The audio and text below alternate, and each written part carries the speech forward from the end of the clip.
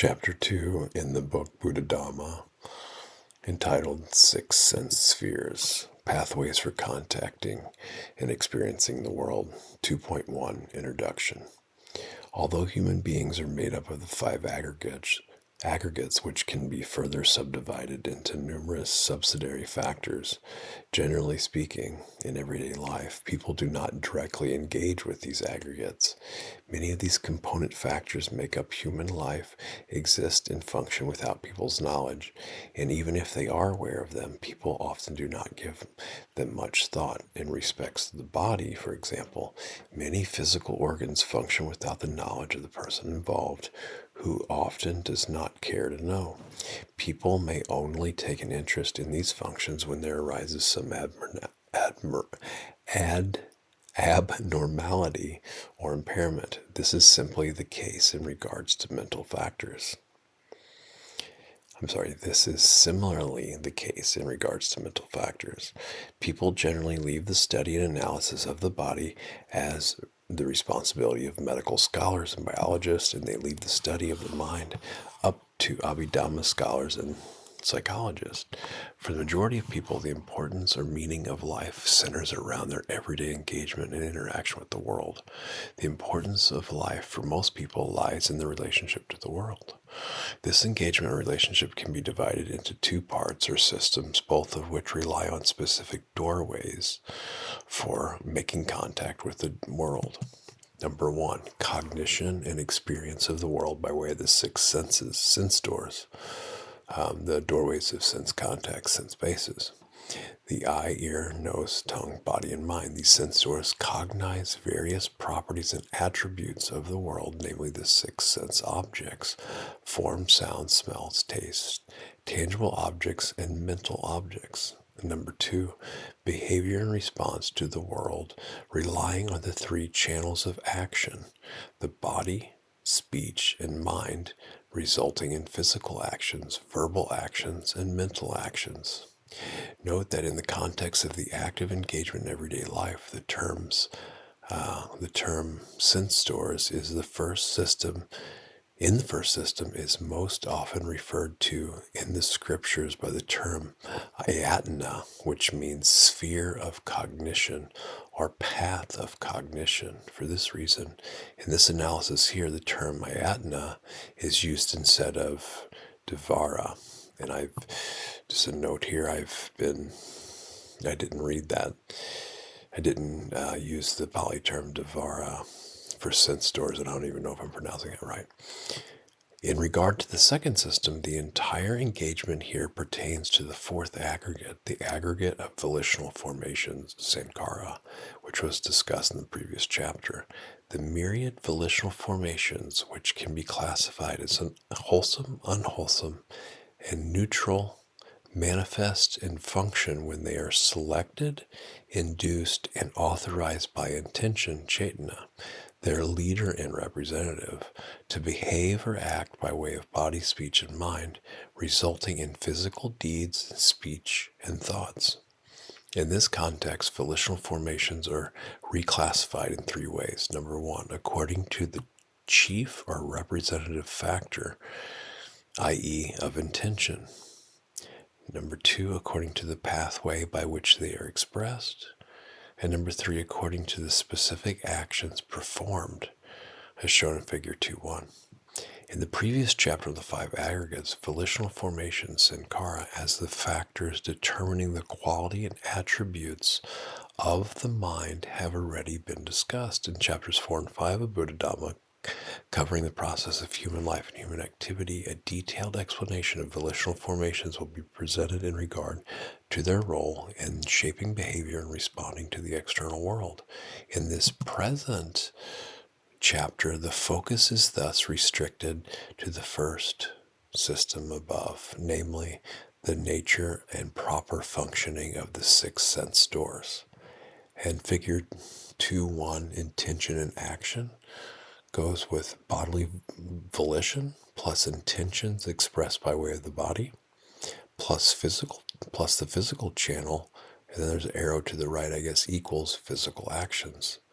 And then verbal volition intentions expressed by way, plus intentions expressed by way of speech, plus the verbal channel equals verbal actions, and then finally the same for mental volition, plus intentions expressed by way of the mind, plus the mental channel equals mental actions. Chapter 2.2, Nature of the Six Senses. The term ayatana literally means link or sphere. In this context, it refers to cognitive link, sphere of cognition, source of awareness, or doorway of perception. There are 6 such doorways: the eye, ear, nose, tongue, body, and mind. One may then ask, to what are these senses linked? The answer is that they are linked to the world, to the external environment, yet the world only reveals limited parts or aspects of itself to human beings, depending on people's faculties or instruments of cognition, that is, depending on the 6 senses mentioned above.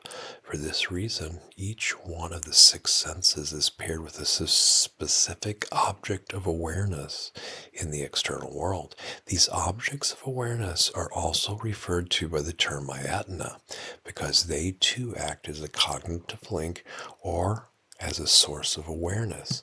Yet, as opposed to the 6 internal senses, the internal ayatana just mentioned, these objects exist in the external world, external ayatana. Generally speaking, these 6 external sense objects, visual forms, sounds, smells, tastes, intangible objects, and mental objects, are referred to by the term aramana, which literally means something that detains the mind, or something that holds attention. Simply speaking, they are objects of attention. When an internal sense base, ayatana, sphere of cognition, comes into contact with an external object of attention, aramana, and an awareness specific to that individual sense sphere arises. When the eye comes into contact with forms, the awareness of seeing arises. When the ear contacts sounds, the awareness of hearing, etc. This awareness is called consciousness, vijnana, the awareness of sense objects. There are thus 6 kinds of consciousness corresponding to the 6 sense faculties and the 6 sense objects: eye consciousness, ear consciousness, nose consciousness, tongue consciousness, body consciousness, and mind consciousness. And those are, seeing, hearing, smelling, tasting, touching, awareness of mental objects. Number one, eye, chaku, is the sphere for cognizing form, rupa, giving rise to seeing, chaku, vijnana. Number 2, ear, sota, is the sphere for cognizing sound, sada, giving rise to hearing, sota, vijnana. Number 3, nose, jnana, is the sphere for cognizing odors, gandha, giving rise to the smelling, gana, vijnana. Tongue, jiva, is the sphere for cognizing taste, rasa, giving rise to tasting, jiva, vijnana. Number 5, body, kaya, is the sphere for cognizing tangibles, photapa, giving rise to tactile awareness, kaya, vijnana. Number 6, mind, mano, is the sphere for cognizing mental objects, dhamma, giving rise to awareness of mental objects, mano, vijnana. This can be expanded as 6 sense spaces: internal ayatana, eye, ear, nose, tongue, body, and mind, and 6 sense objects, external ayatana, form, visible objects, sound, audible objects, smell, odor objects, taste, sapid objects, touch, tangible objects, mind objects, cognable objects, and 6 kinds of consciousness: eye, ear, nose, tongue, body, and mind consciousness. Although the arising of consciousness is dependent on the contact between a sense base and its respective sense object, the fact that a sense object becomes manifest to a sense base does not invariably result in consciousness. Other accompanying factors such as receptivity, determination, and interest must also be present. For example, while a person is asleep, agitated, absent-minded, focused on an activity, or highly concentrated, various visual forms and sounds within range of potential awareness are neither seen nor heard. Similarly, when one is focused on writing a letter or a book, one may not be aware of the contact between one's body and the chair or between one's finger and the pen. In such cases, when sense spaces and sense objects are in contact, but without the arising of consciousness, cognition is not yet said to have occurred. Cognition arises when all three factors are present: a sense base, ayatana, a sense object, aramana, and consciousness, vijnana. The technical term in Pali for the union of these three factors is phassa, alternatively samphassa. Although this term literally means contact, in Buddhism it refers specifically to the coming together or convergence of these three factors. In this context, phassa may be translated as cognition. This contact or cognition is divided into 6 kinds according to the specific sense sphere involved, i.e., eye contact, ear contact, nose contact, tongue contact, body contact, and mind contact. This contact is a vital stage in the wider cognitive process. Once contact with an object has occurred, other mental and physical dynamics follow in its wake. To begin with, there is a feeling, vedana, in response to that object, followed by recognition, associated thinking, and various actions of body, speech, and mind.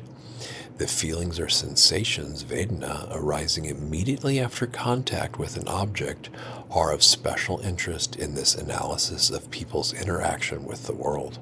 The term vedana refers to sense experience, to experiencing the flavor of sensing impressions.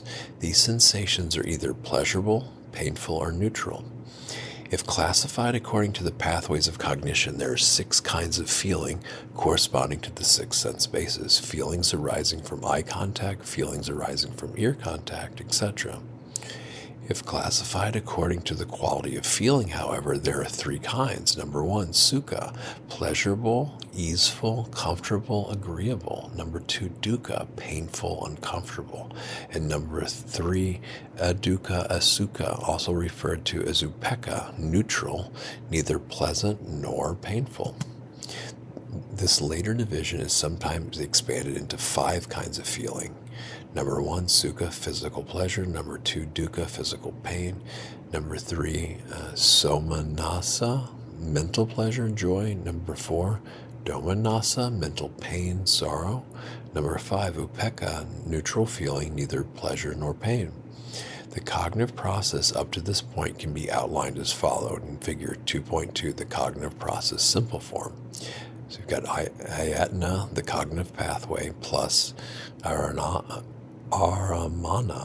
is the object of awareness, plus vijnana, awareness, equals phassa, cognition, with the right arrow, vedana, sensation of the object.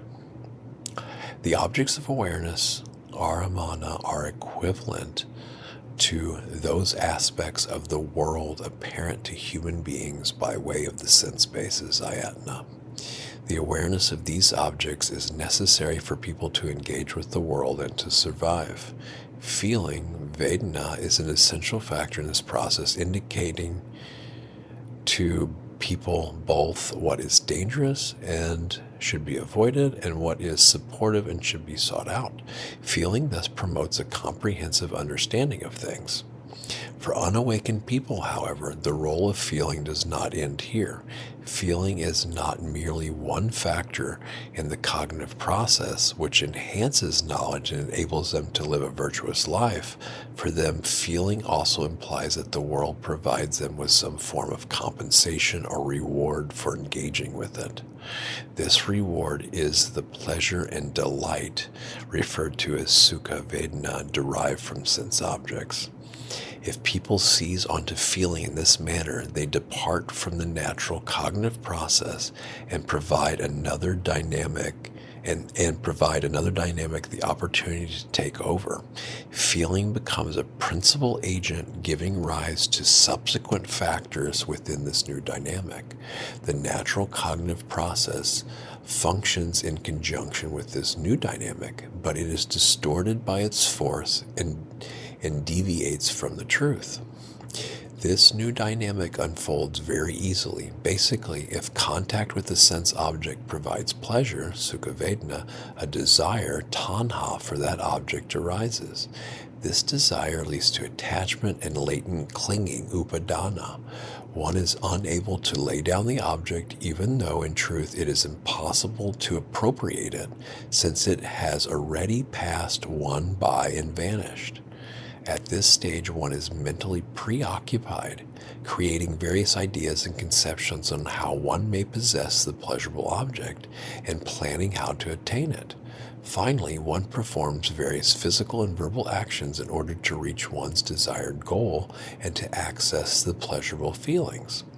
Conversely, if contact with the sense object leads to painful or uncomfortable sensations, dukkha vedana, one is discontent and annoyed. One desires to escape from or to eliminate the object, equals tanha. One is preoccupied and fixated on that object, upadana, in a negative sense, predisposed towards aversion, fear, and avoidance. One reacts further by yearning for and obsessing over pleasurable feelings, pursuing those things one believes will provide pleasure. This new dynamic produces a complex and desperate cycle of joy and sorrow, which is concocted by human beings themselves and which spins around repeatedly, beginning with this link of feeling vedana. This is one interpretation of the cycle of rebirth, samsara vata. People get caught in this whirlpool and are unable to reach superior states of mind which are available and attainable as a human being. The link in the cognitive process follows on from the link in this cognitive process following on from contact, phasa, is thus highly significant. One may say that this is the critical or turning point in the process. Feeling vedana plays a crucial role at this stage. The subsequent factors in the cognitive process depend on the kind of role that feeling plays at this point. Here there are a couple of matters to consider. First, the link following on from contact is a critical junction, which acts as the fork in the road between a pure cognitive process and the so-called round of rebirth, samsara vata. Within a pure cognitive process, feeling is simply a minor factor helping to bring about correct and accurate knowledge. With the round of rebirth, however, feeling is a predominant factor dictating the entire process. It is valid to say that feeling vedana shapes all of unawakened people's thoughts and actions. People's lives are determined by feeling. Within this process, people do not experience sense impressions merely to learn about the world and to engage with it in a healthy way, but they also begin to view the world as something to be consumed. Technically speaking, within a pure cognitive process, the link of feeling, vedana, is removed or considered inconsequential. Here, cognition is complete with contact, phasa. The following stage is referred to as the process of knowing and seeing, jnana dasana, or the process of turning away, vivata, which is the opposite to the round of rebirth, samsara vata. Second, the link following on from contact is a critical juncture in terms of ethical conduct. It is the decisive turning point between good and evil, between wholesome and unwholesome, and between liberation and spinning around in the cycle of rebirth. At this point, we should return to the subject of the sense bases, ayatana, because all of the cognitive factors so far discussed rely on and begin with the sense bases. These sense bases also play a vital role in the cognitive process. For example, they are the source of feeling, vedana, or the channels enabling the arising of feeling. Human beings aim for and desire feeling, and the sense bases make it possible to experience feeling. In sum, the sense bases serve human beings in two ways. Number one, they are the pathways for experiencing a world. They are the locus where aspects of the world are submitted to human beings. They are the instruments for communication, providing people with raw data for understanding. They are thus essential for helping people engage successfully with the world, to live well, and to survive.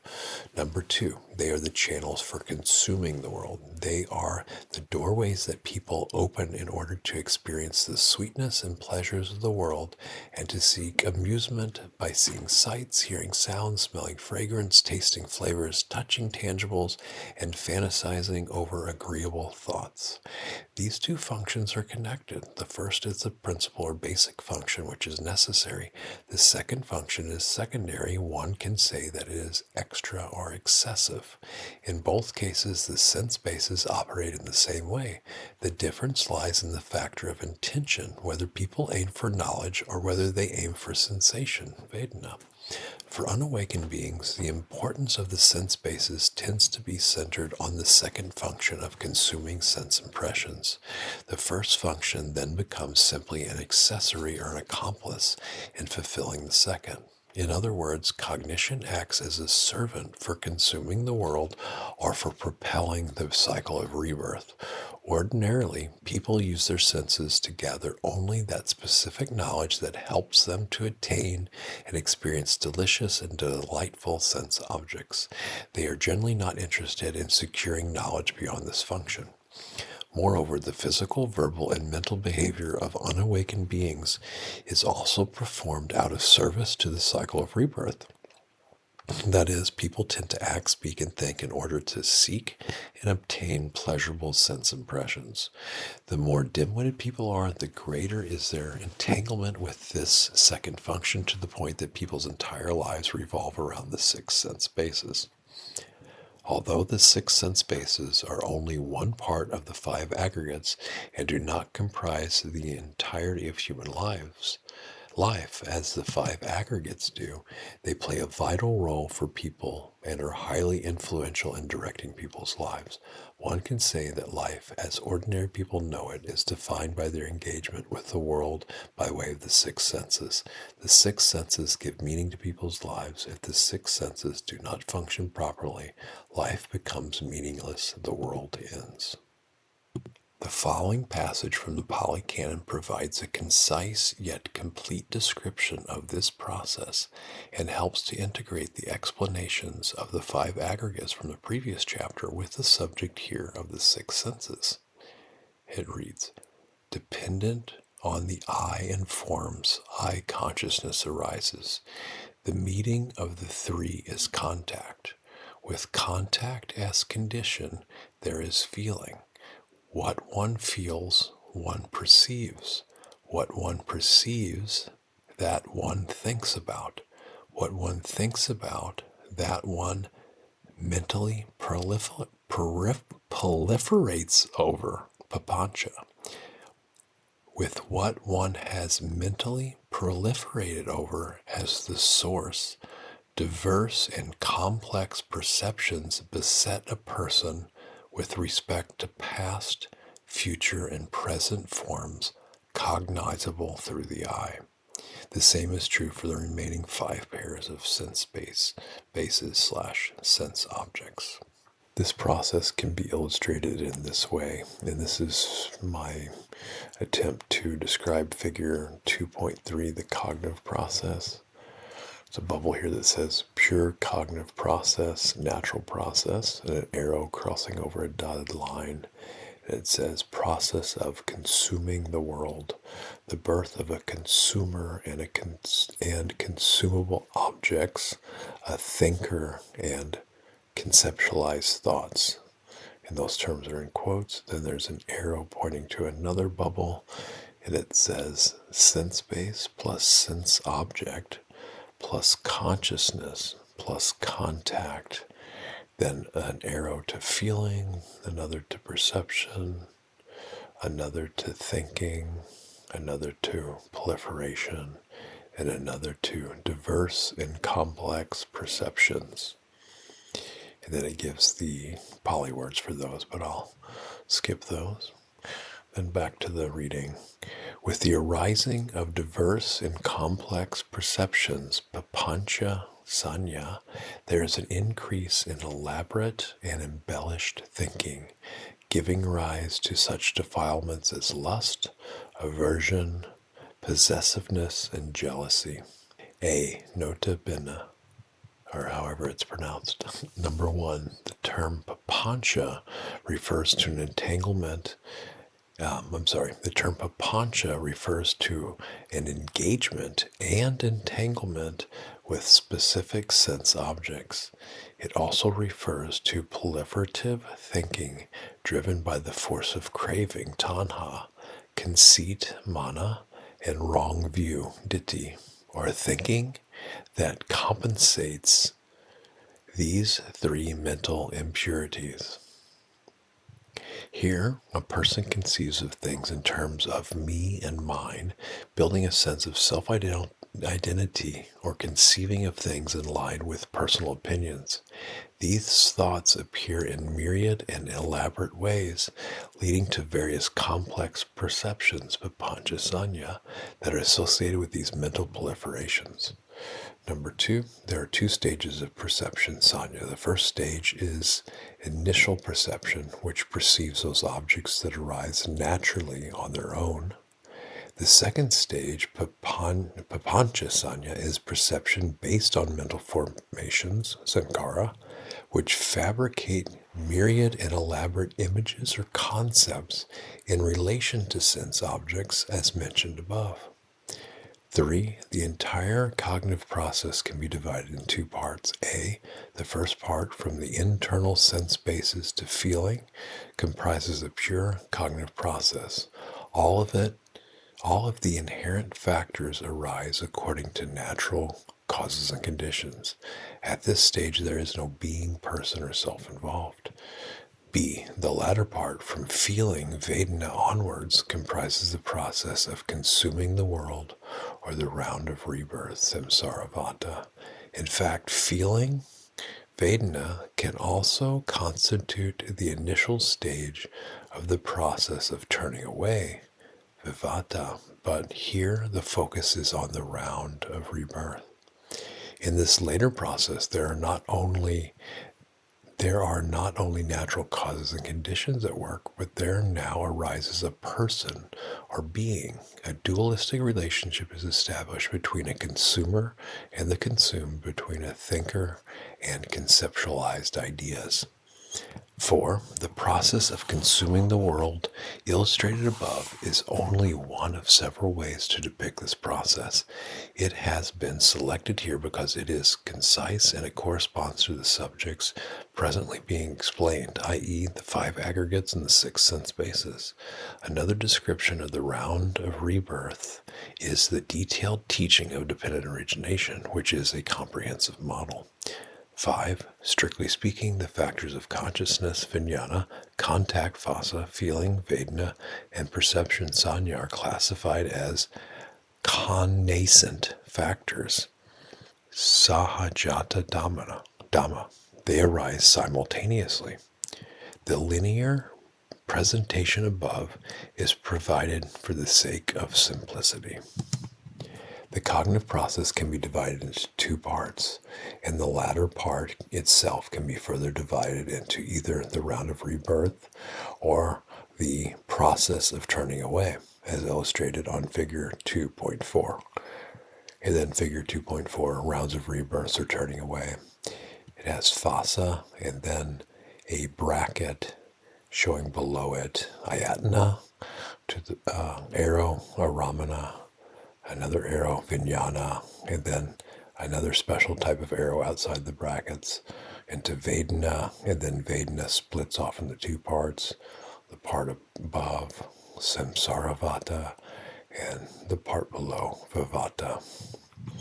Another term used to refer to the 6 internal sense bases, ayatana, or sense doors, dvara, is indriya, which translates as faculty or governing faculty. This term refers to the predominant or principal agent in a specific action. The eye, for example, is the principal agent in cognizing forms, and the ear is the principal agent in cognizing sounds. The 6 faculties are the eye faculty, the ear faculty, the nose faculty, the tongue faculty, and the body faculty, and the mind faculty. The term indriya is generally used when referring to the active engagement of the sense bases to their operation in everyday life, and in the context of virtuous conduct, for example, restraint of the eye faculty. The term ayatana, on the other hand, is generally used when referring to specific factors within a causal process, i.e., dependent on the eye and visual forms, eye consciousness arises, and also when referring to characteristics of the senses. For example, the eye is impermanent. Another term frequently used for the sense basis when explaining specific factors within a causal process is phasayatana, or phasayatana, which translates as the source of contact or the origin of contact. Alternative terms referring to external ayatana, the sense objects aramana, include gochara, resort or place for gaining sustenance, and visaya, bond, attachment, sphere of engagement.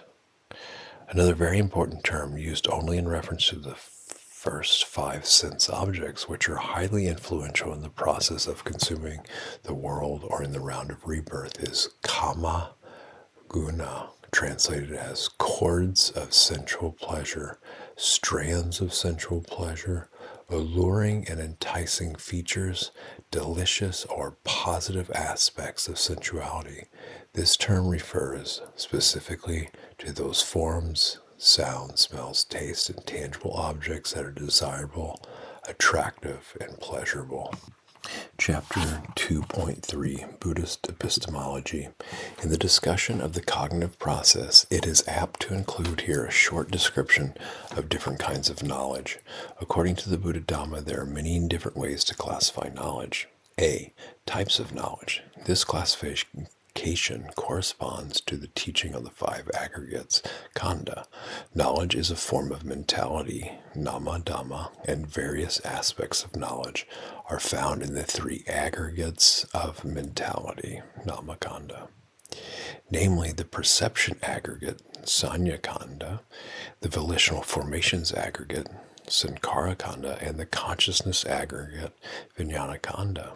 There are 3 distinct kinds of knowledge classification according to the aggregates: perception, consciousness, and wisdom. Number 1, perception, sanya. This refers to all forms of knowledge within the domain of the perception aggregate, that is, perception along with knowledge stemming from perception. This includes the gathered and stored perceptions that become the raw material for thought and enable recognition, remembering, understanding, and contemplation. According to the objects noted or perceived, perception is divided into 6 kinds: perception of form, perception of sound, perception of smell, perception of taste, perception of tangible objects, and perception of mind objects. It is perception of thoughts.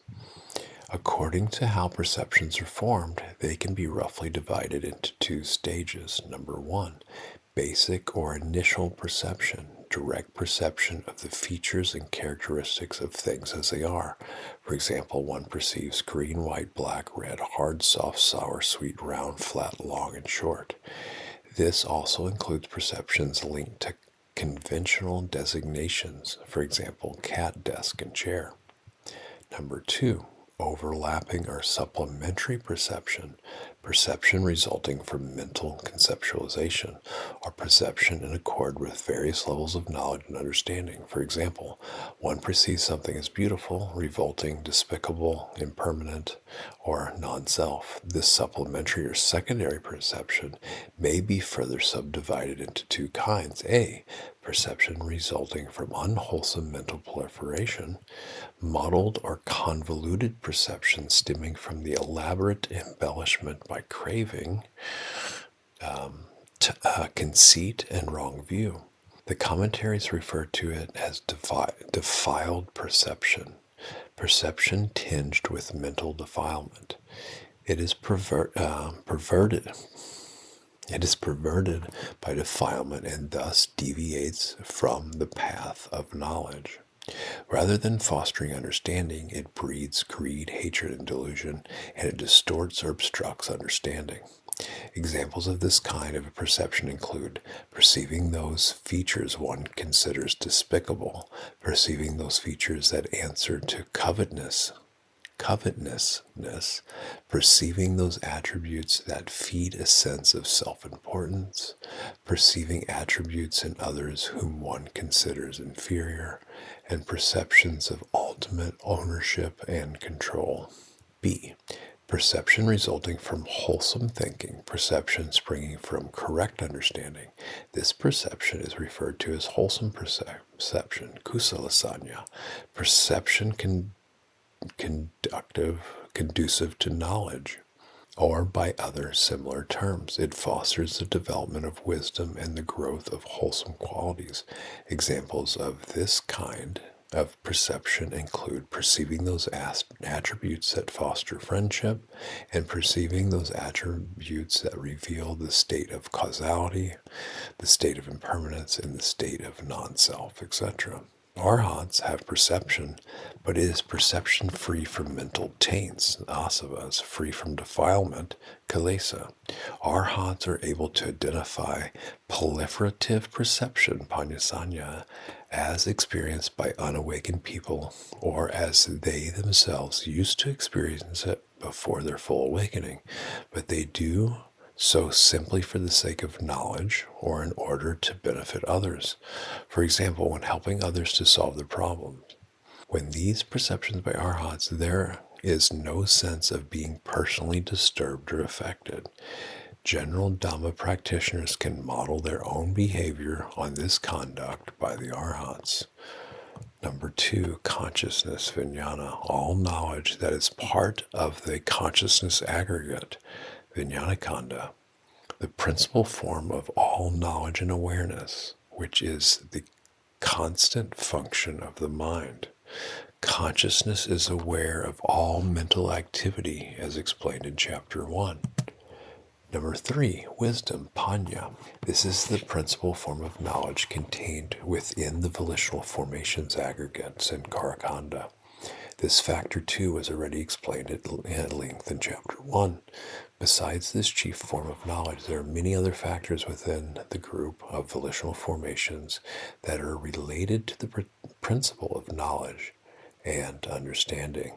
These factors are related to wisdom, either by supporting it, by acting as intermediary factors in wisdom development, or by acting as criteria for revealing the presence, absence, diminishment, or increase of wisdom.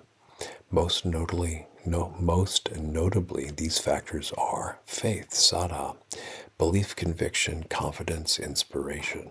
Although faith is not itself a form of knowledge, it can act as a gateway to knowledge. Faith implies accepting the knowledge of others, trusting in others' wisdom, and being willing to rely on other people's knowledge or other sources of knowledge as a personal guide.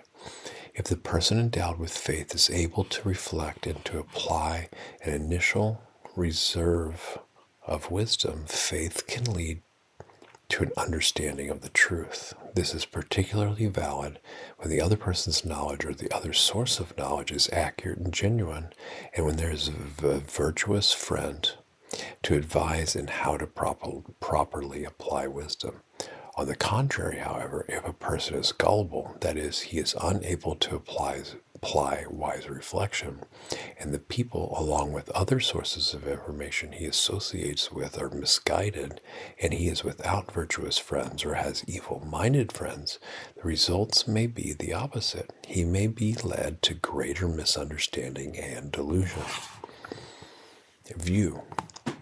Ditthi. knowledge according to one's own notions and viewpoints. Ditthi is an important stage in the development of wisdom. It follows on from a dependence by faith on other people's knowledge, at which stage one arrives at one's own personal understanding or reason discernment. View, ditthi, and faith, saddha, are often closely related, or they are two aspects of a single matter. The entrusting oneself to others' knowledge and the willingness to follow them with devotion is faith. The adoption of those aspects of knowledge or of others' advice and identifying them as one's own is view.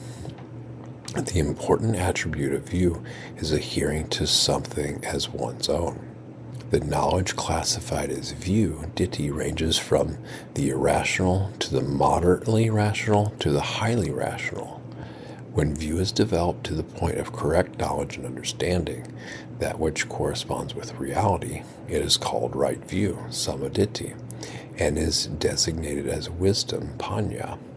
When one develops wisdom to the point of clearly discerning the nature of things, one no longer needs to seize this understanding as one's own. This is because the truth exists in a neutral, objective way. It does not depend on anyone's assertions or affirmations. It lies beyond the stage of view. Because view tends to be linked with personal attachments, it often produces harmful effects. If one's attachment is strong and unyielding, despite one's views being very close to the truth, they will end up being an impediment, preventing one from realizing the truth.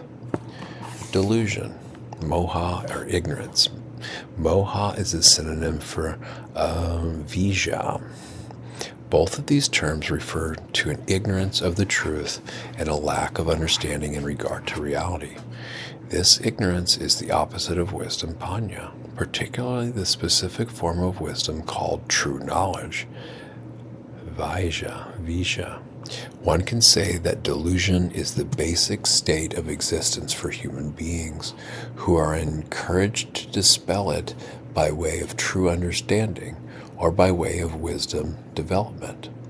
Although one may study an extensive amount of technical knowledge, arts and sciences, and apply this knowledge in various enterprises, if it does not help one to understand things as they truly are, does not lead one to a true discernment of the conditioned world, it remains on the level of formal learning. Sutta, that which has been transmitted, that which one has heard, it is not yet true wisdom. It is unable to dispel ignorance or delusion, and it is unable to solve the basic predicament of life. It may solve some problems, but occasionally it breeds new ones. Take the example of someone who desires light and goes off in search of large quantities of kindling and fuel. No matter what this person does with these items, say by arranging them in various decorative patterns, as long as he has not ignited a flame, no light will shine forth. Wisdom must be generated, cultivated, and gradually developed. There are many stages or levels of wisdom, and there are numerous important Pali terms used to refer to wisdom, either to specific stages of wisdom, specific attributes of wisdom, or specific origins of wisdom. Here's a list of some of these terms. Harina, thorough knowledge. Jnana, clear knowledge. Vijja, true knowledge. Anya, gnosis. Abhina, supreme knowledge. Buddhi, intelligence. Bodhi, awakening. And Sambodhi, full awakening. The distinction between perception, sanya, consciousness, vijnana, and wisdom, panya, was explained in Chapter 1. There is, however, one point to reiterate here. Consciousness, vijnana, is a Bhikkhu. Sorry about the pronunciation. It is something to be recognized and understood.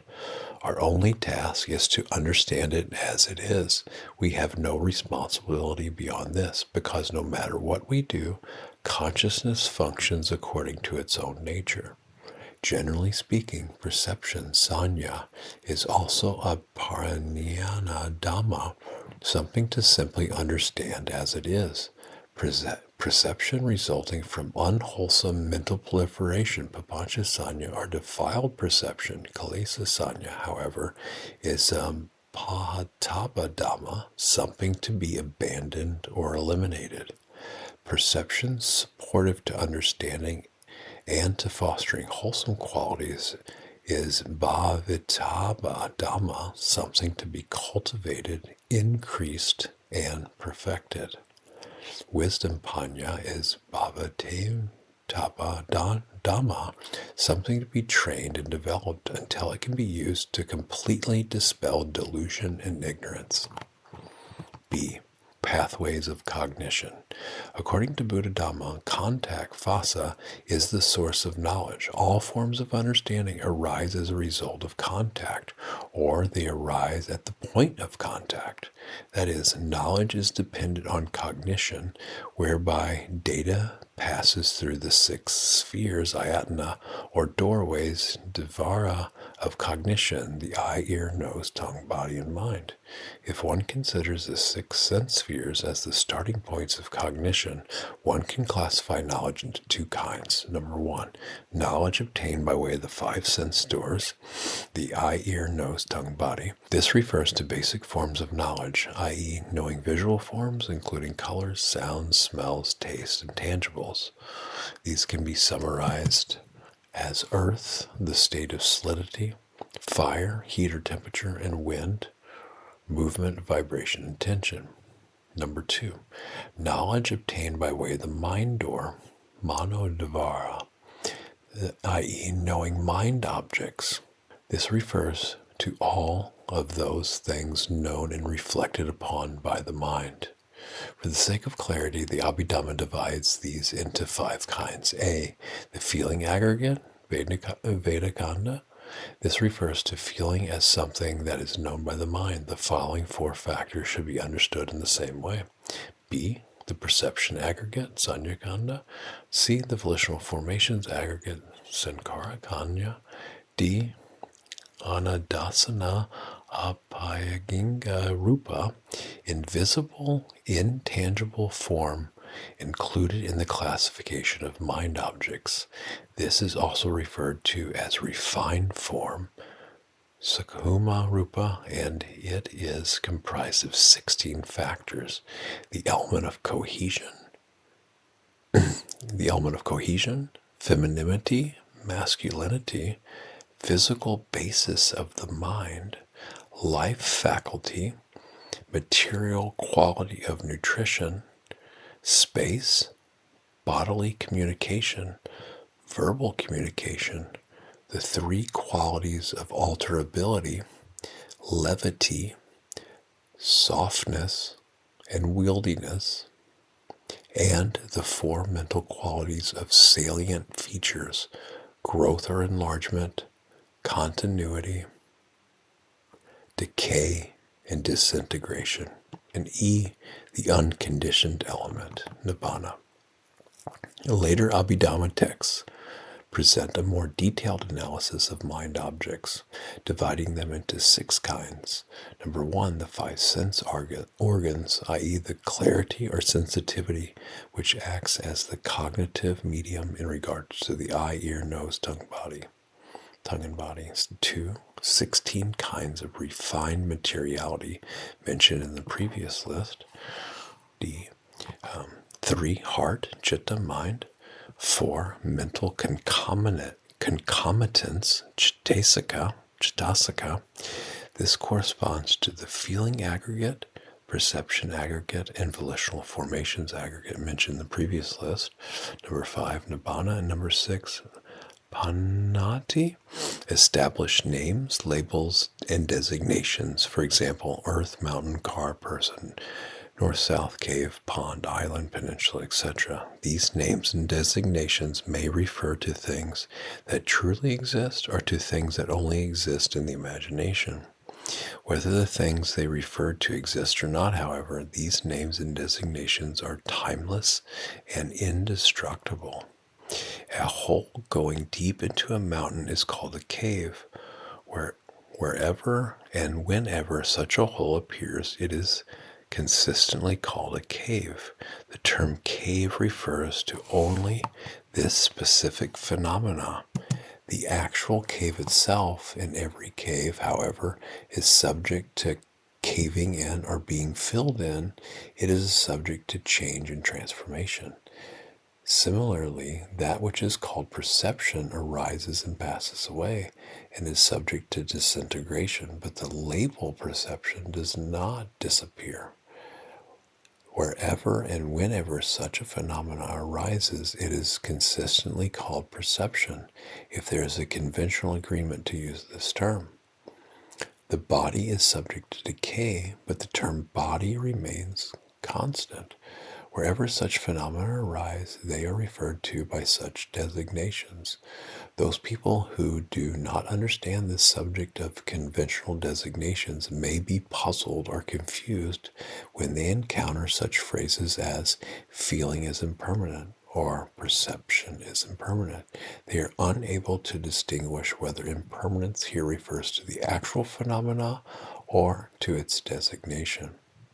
Such highly technical explanations may be difficult to understand. On some occasion, it is especially difficult to distinguish between certain kinds of knowledge obtained by way of the mind door and knowledge obtained by the way of the five senses.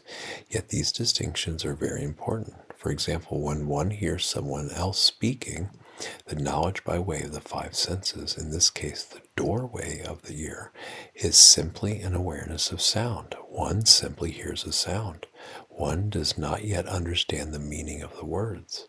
Subsequent understanding is knowledge arising at the mind door. Likewise, when one sees a rooftop, the knowledge by way of the five senses, the doorway of the eye, is simply an awareness of shape and color. Knowing the condition of covering and sheltering, and knowing that the object is a roof, is achieved at the mind door. Knowledge by way of the mind, or the knowledge of mental objects, encompasses a very wide range.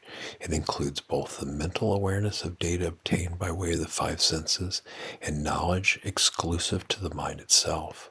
To clarify this matter, here is another format for classifying the knowledge obtained by the way of the mind door. Number 1, objects, i.e. emotions, specific to the mind. For example, love, anger, confusion, mental clarity, happiness, unhappiness, grief, depression, loneliness, delight, courage, fear, etc. Number 2, conceptions pertaining to the past of objects that were cognized by way of the five senses. Number 3, conceptions associated with materiality, Buddhadhamma, cognized by way of the five senses, yet not made aware of by the consciousness vijnana specific to each of these senses. These include designations and conceptions of the relationship between various mental phenomena. For example, the function of coherence, expansion, and the state of interrelationship and interdependency. 4. Thoughts, imaginations, justifications, and judgments created as a result of emotions. A. Conceptions pertaining to the past. B. And conceptions of the relationship between various material phenomena along with designations. C. Number 5. Insight or exceptional knowledge that pervades a luminous mind. For example, when one discerns the true relationship between various factors, a clear understanding arises and one sees into the law of interrelated conditions or law of relativity. This knowledge is referred to as jnana. An example of abhinya, supreme knowledge. And number 6, the unconditioned nibbana. Note that in the scriptures, the preferred classification of knowledge obtained by way of the cognitive doorways is fourfold. Number 1, ditthi, the seeing, i.e. all visible objects, and knowledge obtained by way of seeing and watching. Number 2, sutta, the heard, i.e., sounds and knowledge obtained by way of hearing and listening. 3, mutta, the experienced, i.e., odors, tastes, and tangibles are those things cognized by the way of the nose, tongue, and body. And 4, vinata, the realized, i.e., mind objects, all things known by way of the mind. The first 3 factors constitute knowledge by way of the 5 senses. This threefold division is made because seeing and hearing are critical sources of knowledge and involve an extensive range of activity. These 2 factors are thus distinguished from the rest. The 3 remaining factors pertaining to the nose, tongue, and body share a common attribute. Here, cognition is applied when the sense objects, odors, tastes, and tangibles literally make contact with the receptive sense base. This differs from the eye and ear, which cognize objects that do not touch the sense base. Visual objects rely on light and sounds rely on waves as a mean of conveying information. Technically speaking, the knowledge obtained by way of the 5 senses is very limited. In this context, however, this knowledge is defined in a broad general sense.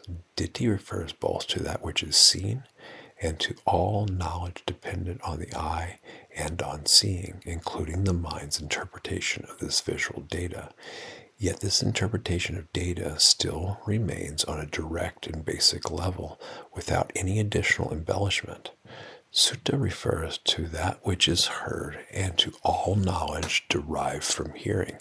This includes speech and language, which the mind has interpreted on a basic level, but which has not yet undergone additional conceptualization. Mutta, too, should be understood in this way. Technically speaking, this knowledge pertaining to the 5 senses, ditti, sutta, and mutta, extends as far as perception by way of the 5 senses.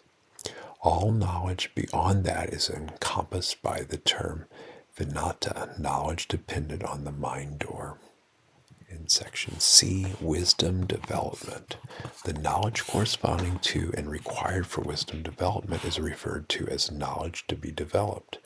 Because consciousness vijnana is a form of knowledge simply to be understood, it is not included as a factor in this context.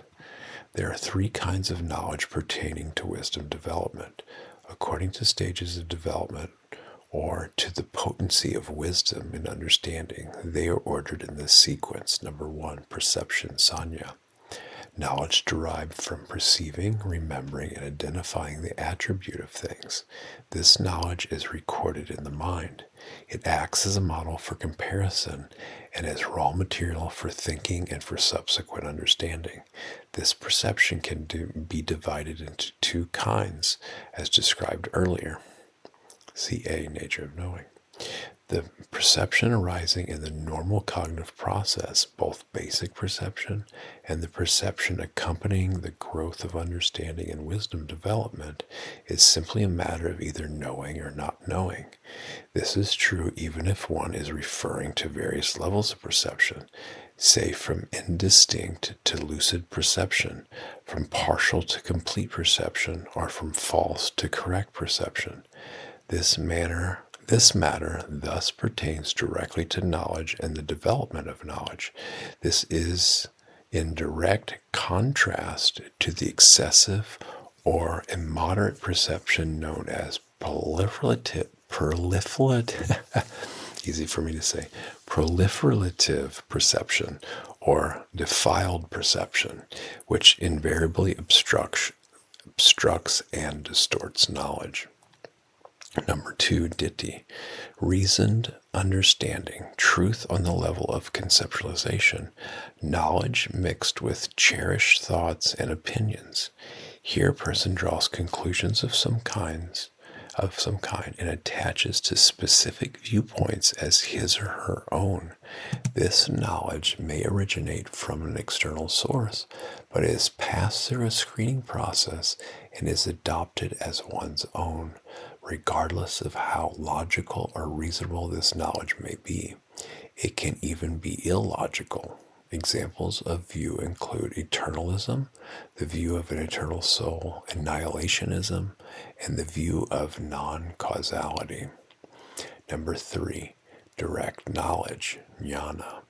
Profound knowledge, gnosis. The term jnana is a synonym of panna, wisdom, but its definition tends to be more restricted. That is, it refers to specific functions and fruits of wisdom. For example, the insight into how beings are the owners of their intentional actions.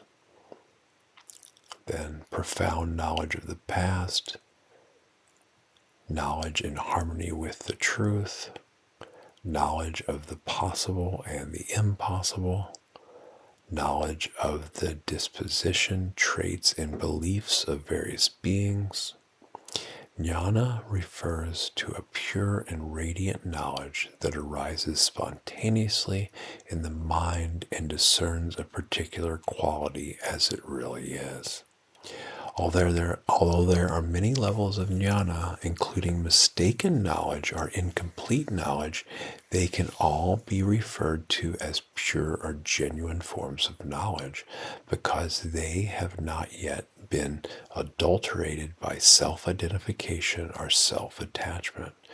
Occasionally, jnana arises as a consequence of reasoned thought, but this knowledge exists independent of such thought because it connects with some aspect of reality that truly exists. This is one's distinction between jnana and ditthi.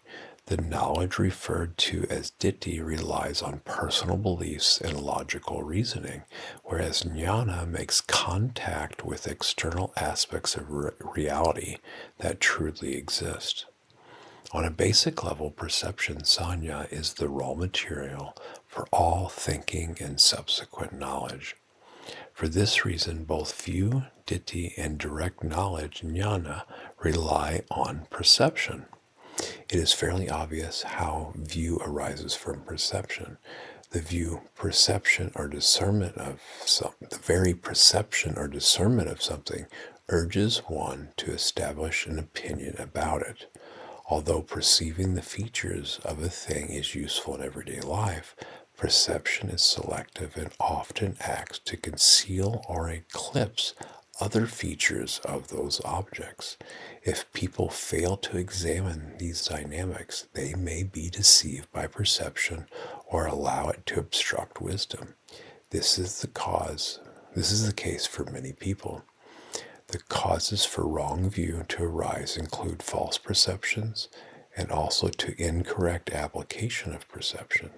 The following passage from the Pali Canon describes how view arises as a consequence of perception. It is, an arhat does not possess even minor views arising from and produced by perception, pertaining to the seen, the heard, and the experienced. To wit, view has perception as its leader and principal agent, and it discriminates things according to perception. An arhat, free from mental taints, possesses no view produced by perception, created by perception, fashioned by perception, pertaining to the seen, etc. There are not many diverse truths in the world, except as a consequence of perception, resulting in diverse views.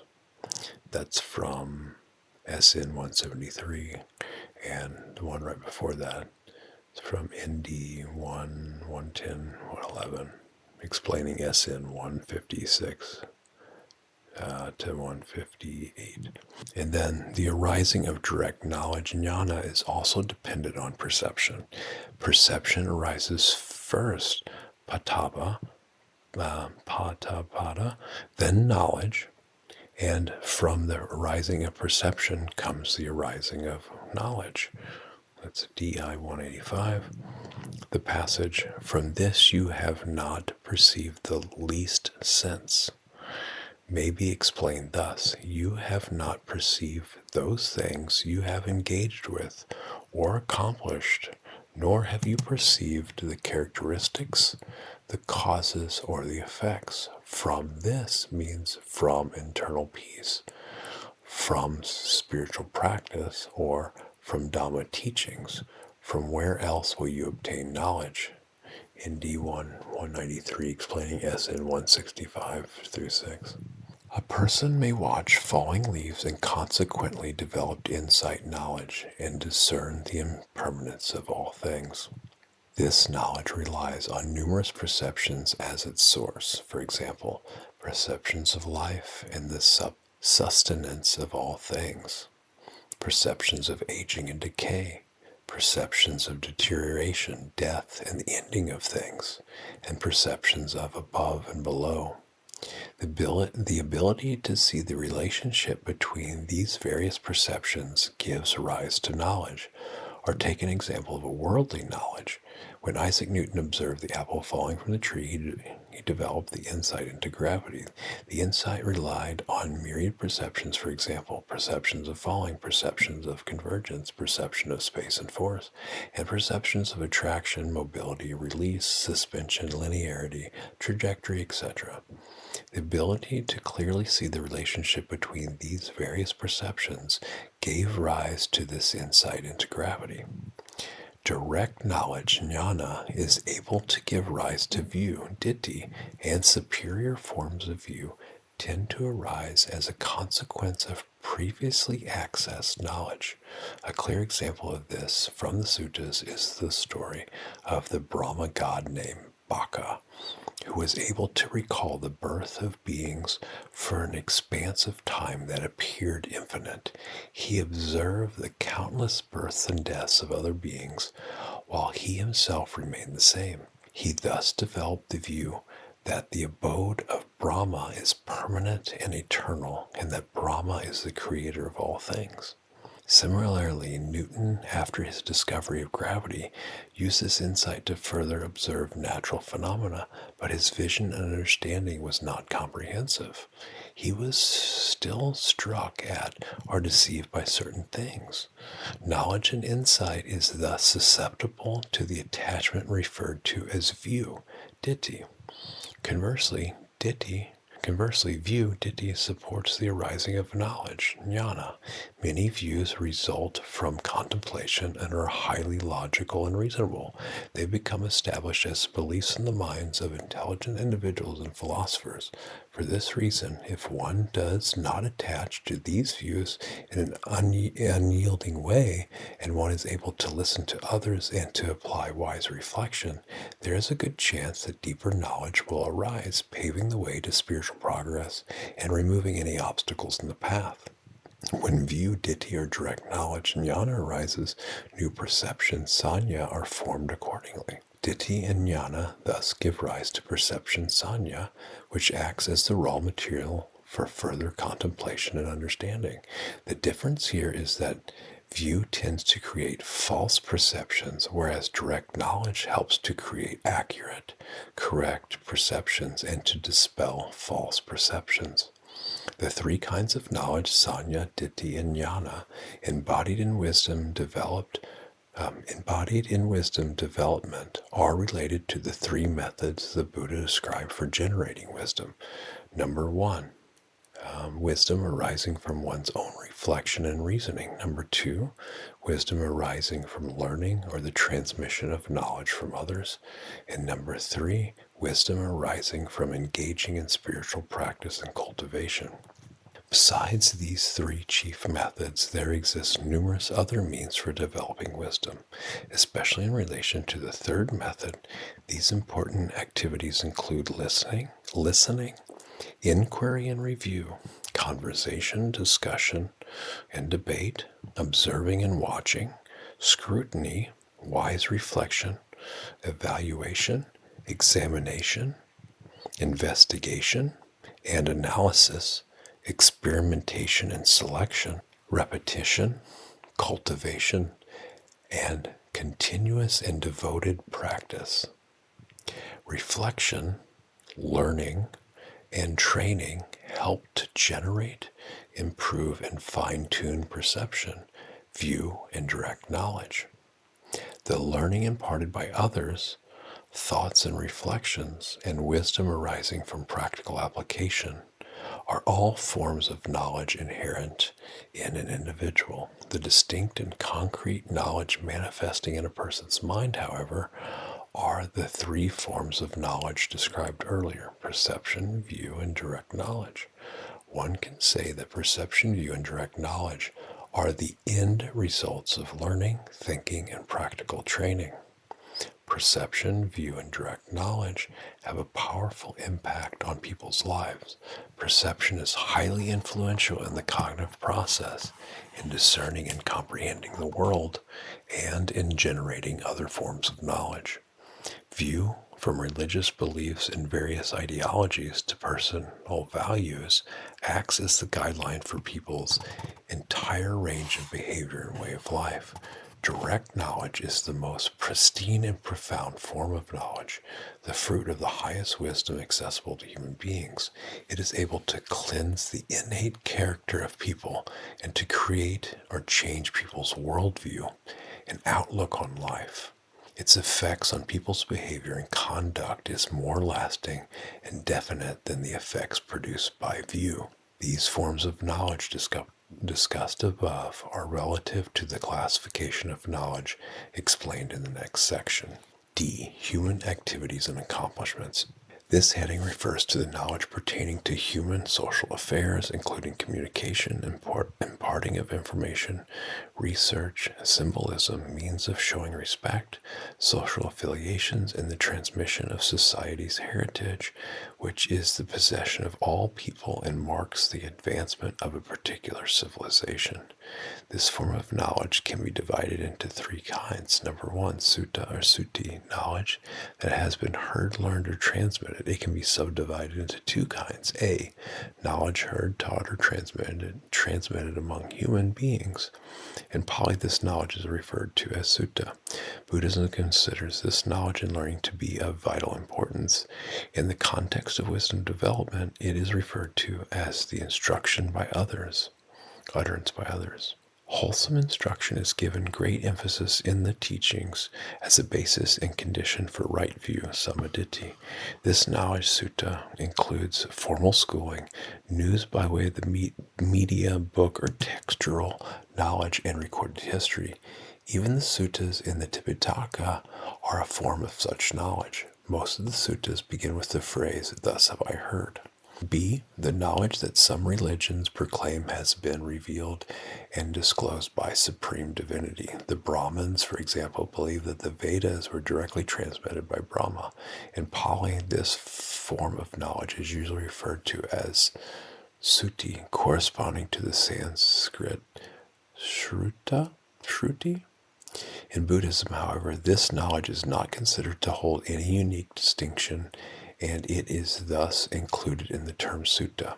In light of wisdom, it is not attributed any special value. Its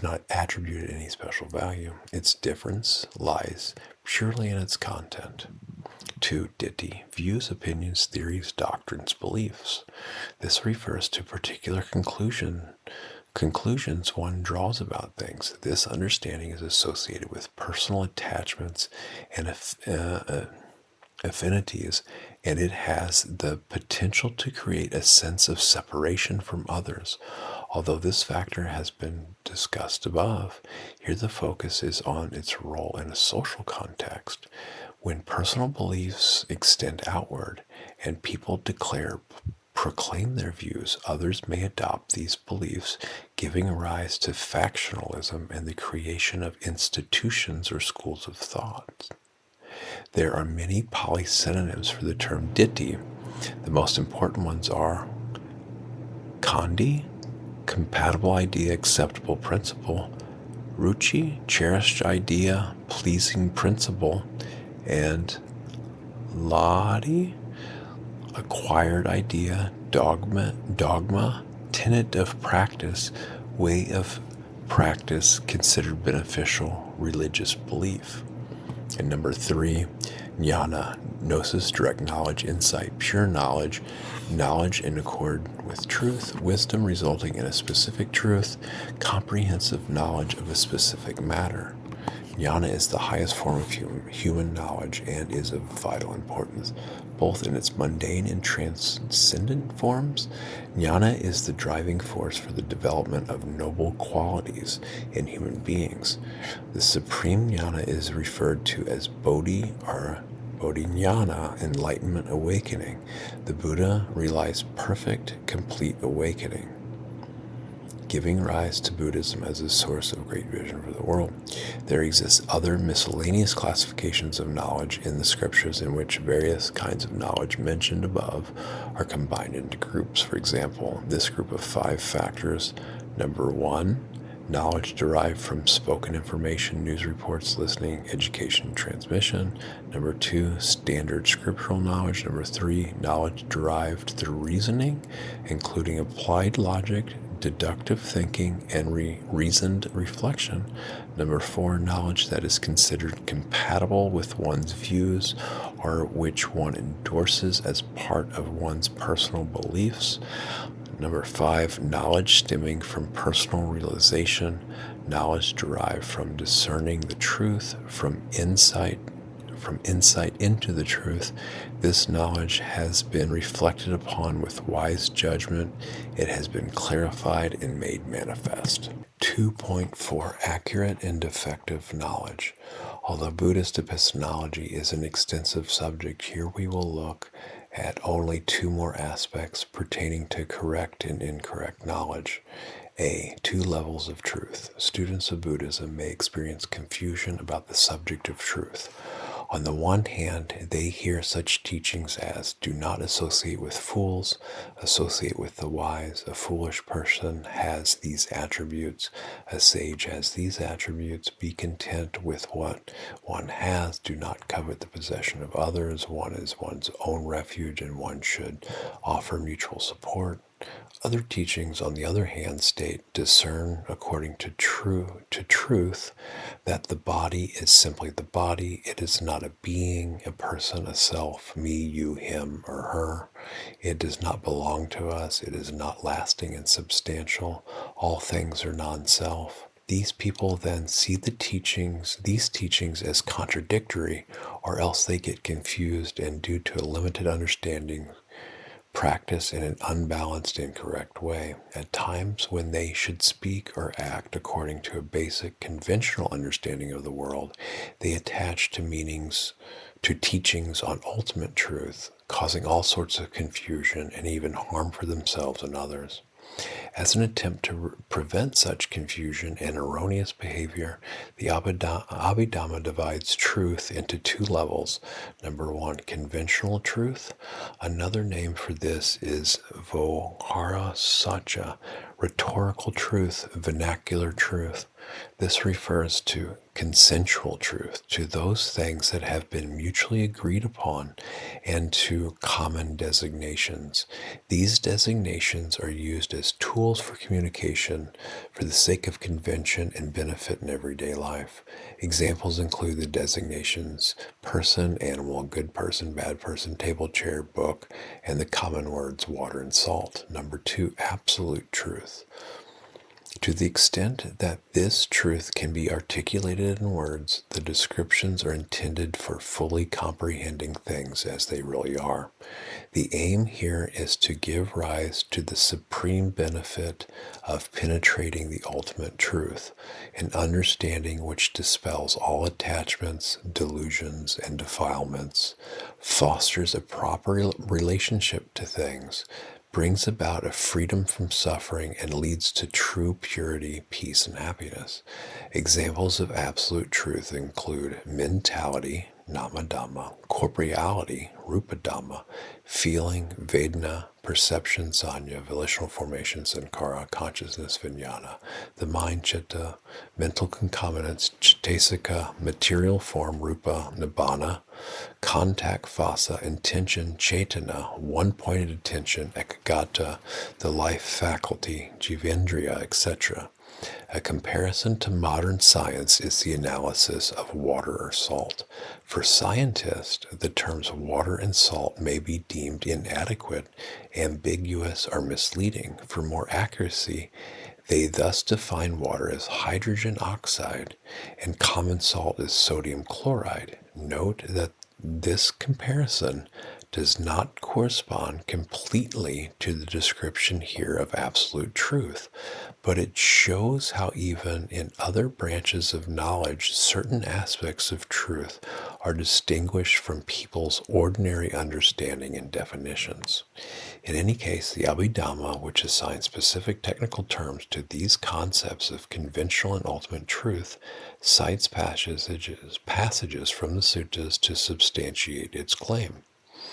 This shows that these concepts existed from the beginning. Most likely at the time of the Buddha, there was a basic understanding of these concepts, and it was thus unnecessary to establish unique descriptive terms for them. The key sutta passage cited in this context is a teaching by Bhikkhuni Vajira. Mara, how can you believe in a being and hold such a view? This is purely a mass of formations. Here, no being can be found. Just as with the combination of various parts, the term wagon ensues, so too with the 5 aggregates, the conventional term being ensues. And I don't know how to read the citing nomenclature for that passage there.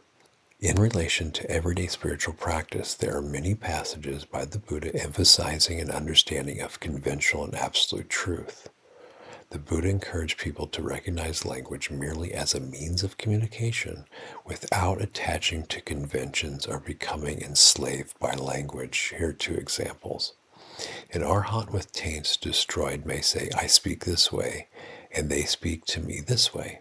Skillful, knowing the world's parlance, he uses such terms as mere expressions.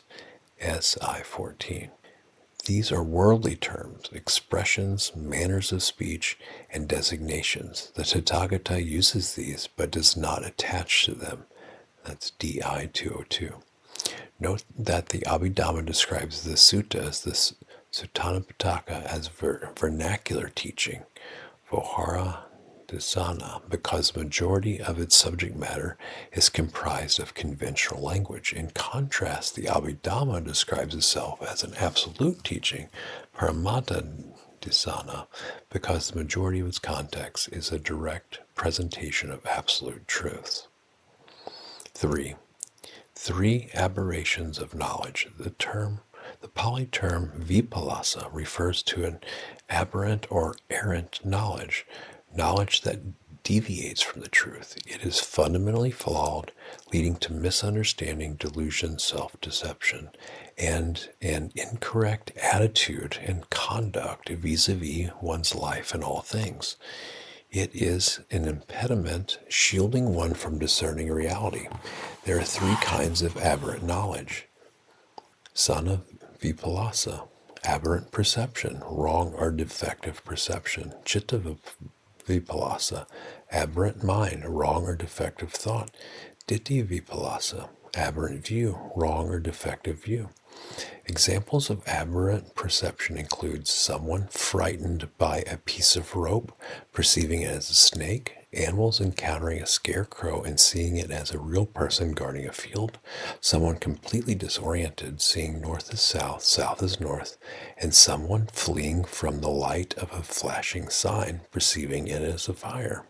Examples of aberrant mind include an insane person thinking grass is food, a deranged person paranoid of others, thinking they plan to do him harm, someone seeing a moving shadow in the dark and imagining it to be a ghost, and the story of Chicken Little who, after an acorn hit her on the head, thought the sky was falling. Aberrant view generally arises as a consequence of aberrant perception and aberrant mind. When one perceives something incorrectly, one views it incorrectly. Similarly, when one thinks in deviant and errant ways, one views and beliefs are accordingly mistaken. When one wrongly perceives a rope as a snake, one may come to the conclusion that this particular location is teeming with snakes. When one perceives the land as extending out evenly in a straight line, one believes that the earth is flat. When one thinks that an external conscious force is required to manage and control things, one develops the belief that gods are responsible for thunder, lightning, earthquakes, rains, and floods. These examples are relatively simple, and one can say that they pertain to unusual situations. In the Pali Canon and other Dhamma teachings, however, these aberrations are examined on a refined and fundamental level. They focus not merely on the false understanding by select individuals or groups, but more importantly on deviant forms of understanding that almost everyone is subject to, often unconsciously. People tend to be dominated by these fundamental or subtle deviations. Here the three aberrations mentioned above are combined as a single group. Monks, there are these four aberrations of perceptions, aberrations of mind and aberrations of view. What for? Number one, the aberration of perception, mind, and views that takes the impermanent to be permanent. Number two, the aberration of perception, mind, and views that takes what is suffering to be pleasurable. Number three, the aberration of perception, mind, and view that takes what is non-self to be self. And four, the aberration of perception, mind, and view that takes what is unattractive to be attractive. These aberrations of perception, mind, and view impede spiritual development, and their elimination is thus an important target of wisdom practice. Those methods of developing knowledge described earlier all help dispel these aberrations. Most effective for this task is an investigation into causes and conditions and a detailed and mindful analysis of the building blocks of conditioned reality. Chapter 2.5, the Buddha's words on the sense spheres. The expression Buddha's words here refers to the sayings of the wise with the Buddha at the helm. Buddhadhamma, that is, the teachings in the Tipitaka by the Buddha, the chief disciples, and subsequent learned and wise individuals. This brief heading is used for the sake of simplicity. The references indicate which passages are by the Buddha's disciples. Monks, I will teach you the all. Listen carefully. And what is the all? The eye and forms, the ear and sounds, the nose and odors, the tongue and taste, the body and tactile objects, the mind and mental phenomena. This is called the all. And this is SIV 15.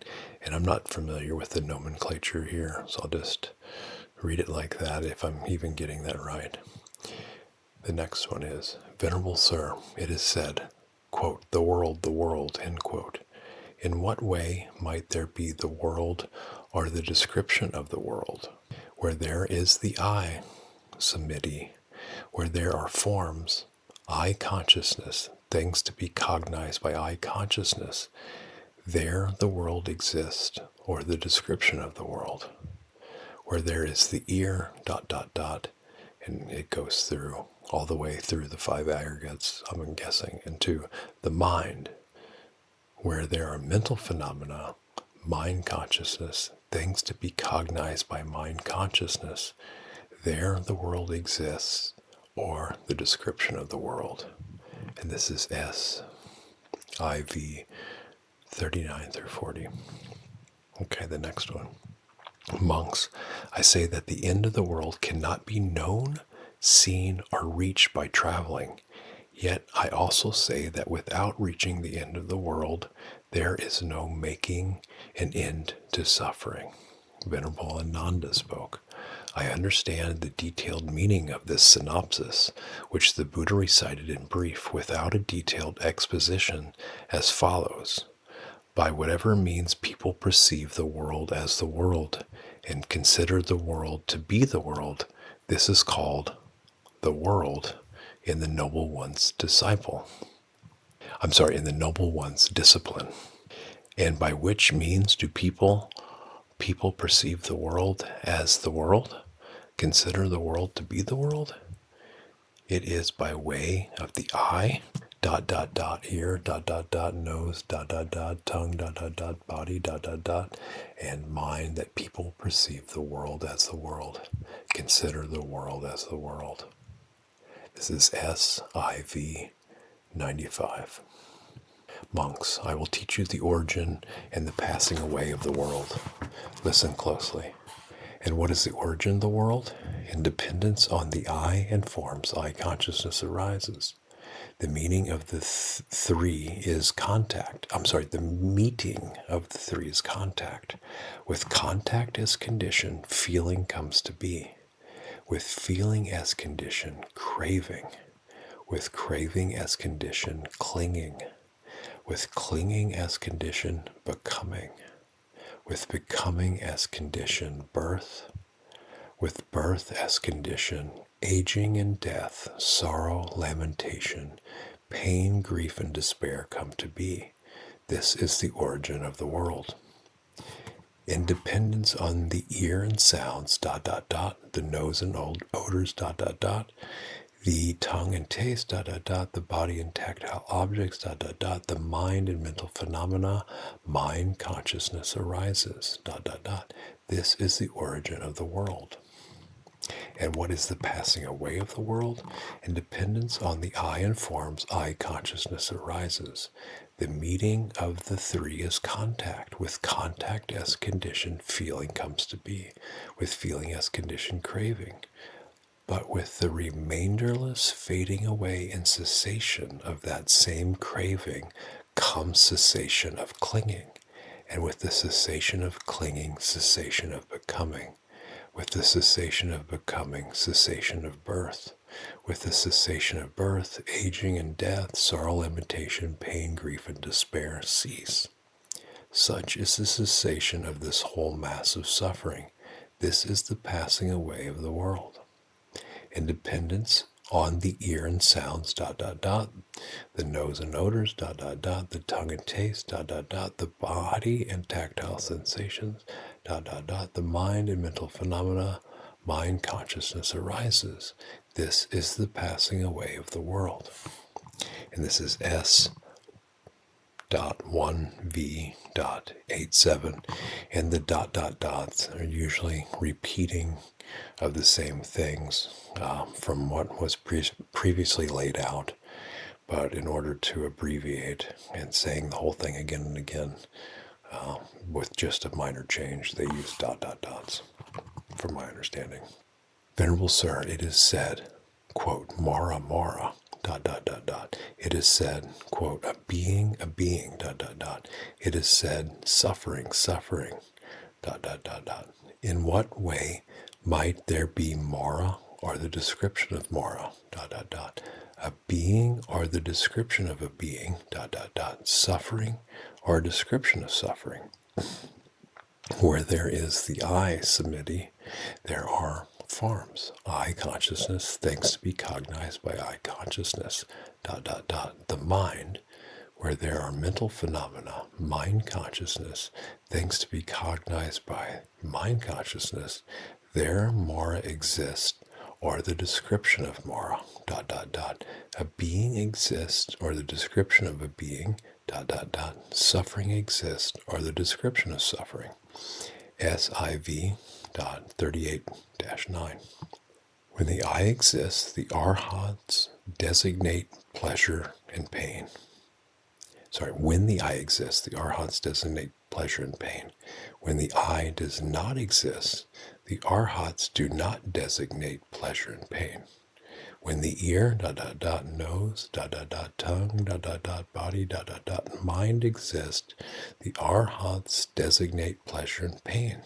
When the ear, nose, tongue, body, mind does not exist, the arhats do not designate pleasure and pain. It's SIV 123-4. Monks, the eye, ear, nose, tongue, body, mind is impermanent, subject to stress, dukkha, non-self. I'm going to forego the dots here. The cause and condition for the arising of the eye, ear, nose, tongue, body, mind is also impermanent. As the eye, ear, nose, tongue, body, mind has originated from what is impermanent, dukkha, non-self. How could it be permanent, inherently pleasurable, sukha, self? Forms, sounds, smells, tastes, tangibles, mind objects are impermanent, dukkha, non-self. The cause and condition for the arising of forms, sounds, smells, tastes, tangibles, mind objects are also impermanent. As forms, sounds, smells, tastes, tangibles, mind objects have originated from what is impermanent, dukkha, non-self, how could they be permanent, inherently pleasurable, self? That's SIV 129 to 132. Suppose, monks, that the rice seedlings have ripened and the watchman is negligent. If a bull fond of rice enters the paddy field, he might indulge himself as much as he likes. So too the uninstructed worldling, who does not exercise restraint over the 6 bases for contact, indulges himself as much as he likes in the 5 chords of sensual pleasure. That's SIV 195 through 6. Monks, these 6 bases for contact, if untrained, unguarded, unprotected, unrestrained, are conveyors of suffering. These 6 bases for contact, if well-trained, well-guarded, well-protected, well-restrained, are conveyors of happiness. S.IV.770. How is it, friend Sariputta, is the eye the fetter of forms, or are forms the fetter of the eye? Is the ear the fetter of sounds, the nose the fetter of odors, the tongue the fetter of taste, the body the fetter of tangible objects, the mind the fetter of mental phenomena, or are the mental phenomena the fetter of the mind? Friend Kotita, the eye is not the fetter of forms, nor are forms the fetter of the eye, but rather the desire and lust that arise there in dependence on both the eye and forms. That is the fetter there. The mind is not, and then on through the other ones too. The mind is not the fetter of mental phenomena, nor are mental phenomena the fetter of the mind, but rather the desire and lust that arise there in dependence on both. That is the fetter there. If the eye were the fetter of forms, or if forms were the fetter of the eye, this living of the holy life could not be actualized for the complete destruction of suffering. But since the eye is not the fetter of forms, nor the form the fetter of the eye, but rather the desire and lust that arise there, dependence on both, is the fetter there, the living of the holy life can be actualized for the complete destruction of suffering. The Blessed One has an eye. The Blessed One sees forms with the eye, yet there is no desire and lust in the Blessed One. The Blessed One is well liberated in mind. The Blessed One has an ear, nose, tongue, body, and mind, yet there is no desire and lust in the Blessed One. The Blessed One is well liberated in mind. It's S.IV 162 through 5. Although, Venerable Sir, I am old age, burdened with years, advanced in life, come to the last stage, let the Blessed One, the welfare, teach me the Dhamma in brief. Perhaps I may understand the meaning of the Blessed One's statement. Perhaps I may become heir to the Blessed One's statement. What do you think? Malukayaputta, do you have any desire, lust, or affection for those forms cognized by the eye that you have not seen or ever saw before, that you do not see and would not think might be seen? No, Venerable Sir. Do you have lust, desire, or affection for those sounds cognized by the ear, odors cognized by the nose, tastes cognized by the tongue, tangibles cognized by the body, mind objects cognized by the mind, that you have not known and never knew before, that you do not know and would not think might be known? No, Venerable Sir. Here Malun Kayaputta, regarding things seen, heard, sensed, and known by you. In the seen, there will be merely the seen. In the heard, there will be merely the heard. In the sensed, there will be merely the sensed. In the known, there will be merely the known. When regarding things seen, heard, sensed, and known by you, in the seen, there will be merely the seen. In the heard, there will be merely the heard. In the sensed, there will be merely the sensed. In the known, there will be merely the known. Then you will not exist by way of that. When you do not exist by way of that, you will not exist therein. When you do not exist therein, then there will be neither here, nor beyond, nor in between the two. This itself is the end of suffering. I understand, Venerable Sir, having seen a form with muddled mindfulness attending only to the pleasing signs, one experiences it with infatuated mind and remains tightly holding to it. Many feelings flourish within, originating from visible form, and one's mind becomes disturbed by covetousness and distress. For one who accumulates suffering thus, Nibbana is said to be far away. Having heard a sound, having smelt an odor, having tasted a flavor, having felt a tangible, having known a mental phenomena with muddled mindfulness, for one who accumulates suffering, thus Nibbana is said to be far away. When firmly mindful, one sees a form, yet does not attach to form. With a mind uninfatuated, one experiences feelings without enslavement to the sense object. One fares mindfully in such a way that even as one sees the form, and while one experiences a feeling, suffering is exhausted, not built up. For one not accumulating suffering thus, Nibbana is said to be close by. When firmly mindful, one hears a sound, smells an odor, tastes a flavor, feels a tangible, knows a mental phenomena, yet does not attach to mental phenomena. For one not accumulating suffering thus, Nibbana is said to be close by. S.IV.72-5. In what way is one, quote, with sense doors unguarded, end quote? Here, having seen a form with the eye, someone is intent upon a pleasing form and repelled by a displeasing form. He dwells without having set up mindfulness.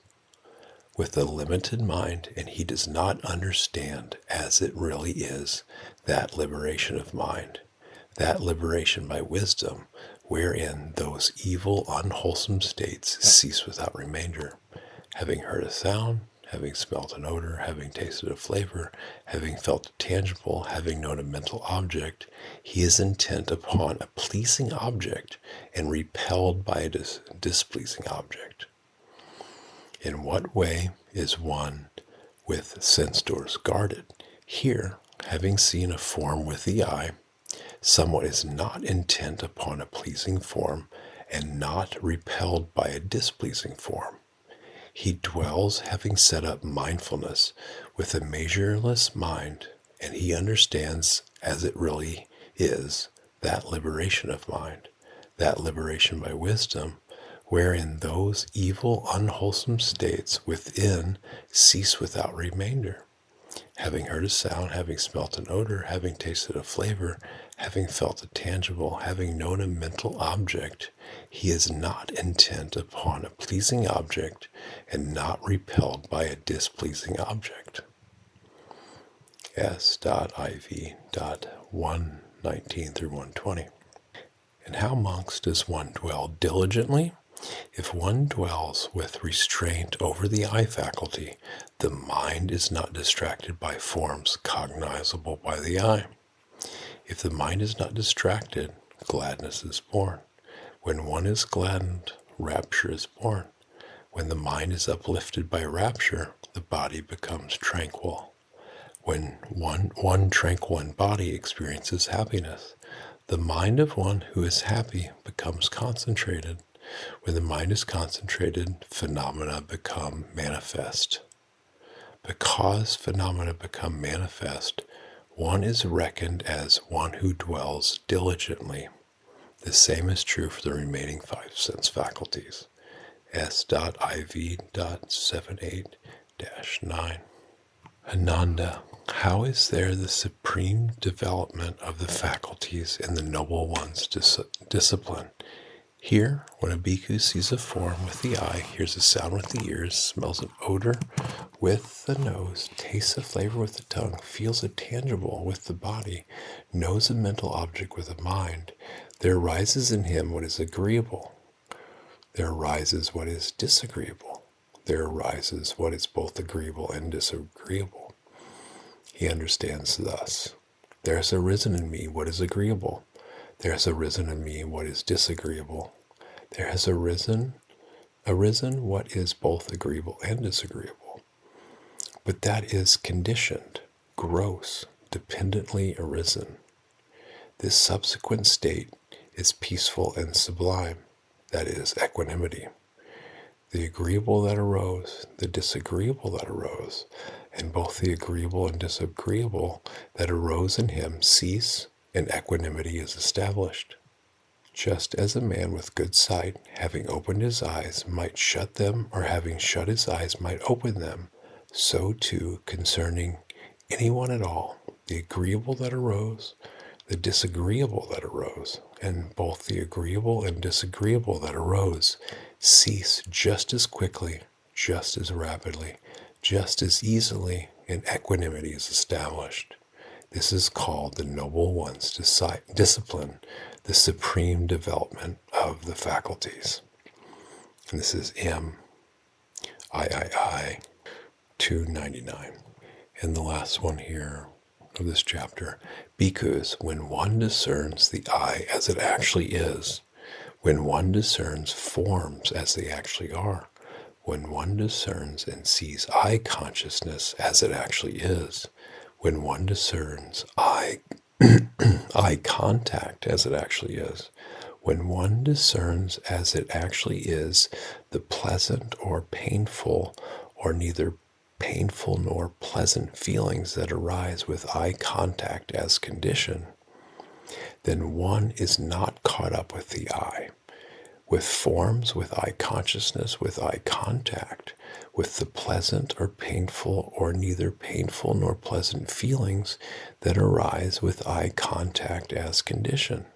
When one abides unattached, unobsessed, uninfatuated, realizing danger, then the 5 aggregates affected by clinging are not accumulated in the future. And one's craving, which brings renewal of being, is accompanied by delight and lust, and searches for amusement in this or that, is abandoned. One's bodily and mental worries are abandoned. One's bodily and mental torments are abandoned. One's bodily and mental fevers are abandoned. Such a person experiences bodily and mental pleasure. The view of a person such as this is right view. His intention is right intention. His effort is right effort. His mindfulness is right mindfulness. His concentration is right concentration. His bodily action, his verbal action, and his livelihood have already been well purified earlier. Thus, the Noble Eightfold Path comes to fulfillment in him by development. The same applies to the remaining 5 sense bases. And that is M. III 288 through 9. Chapter 2.6, Practical Application. The sense bases, ayatana, constitute the critical juncture between the wholesome and the unwholesome. One path leads to heedlessness, immorality, and indulgence in worldly things. Another path leads to comprehensive knowledge, skillful action, and liberation. If people fail to develop a proper understanding and conduct in relation to the sense bases, they tend to be enticed or seduced into indulging in worldly things. They spend most of their energy on seeking pleasing forms, sounds, fragrances, taste and bodily contacts, along with related amusements to minister to their desires. As a result, they increase greed, hatred, and delusion, and cause trouble and turmoil for themselves and others. It is fairly obvious how conflict, maltreatment, exploitation, and oppression, along with other unresolved social problems, are largely a consequence of dissolute or unrestrained lifestyles in which people are lured into a path of gratifying the senses until this behavior becomes intensified and habitual. Many people never receive any reminders or encouragement to reflect on their behavior, on how they cater to sense desire. They never consciously practice sense restraint, and as a result, they become increasingly heedless. One aspect to resolving this ethical dilemma is to foster an understanding in people as to the proper role and limitations of the sense spaces and the related sense objects. Another aspect is to have people train in sense restraint and in guiding and managing the use of the senses for bringing about true personal and social well-being. The sense bases are the source of pleasure and pain, of happiness and unhappiness, which for most ordinary unawakened people is directly connected to their principal objectives in life and to the determined effort they make in almost every activity. Pleasure and happiness is actively pursued, and pain and suffering is actively avoided. After exerting great effort pursuing worldly pleasures, often to the point of exhaustion, many people find themselves disappointed. For many reasons, their desires remain unfulfilled. When they encounter sweet and delicious experiences, they must also face the bitterness that life offers. Sometimes increased pleasure is overshadowed by increased mental pain and affliction, which in the end becomes more costly than the rewards obtained by pleasure. The pursuit of pleasure, then, is not worth the effort. They may find gratification, but not as much as they had wished. Or they reach their target, but discover that happiness continually eludes them. Some people spend their entire lives chasing after true happiness, but never find it. Many of these disappointed individuals end up in despair, wandering aimlessly through life and ruining the past. Ruining the past? Others go to the extreme opposite of seeking sense pleasures, and instead they try to disassociate from life and undergo practices of self-mortification. The study of the sense bases is intended for a comprehensive understanding of the truth and for developing a correct attitude in relationship to sense pleasure so that it does not cause harm to oneself and others.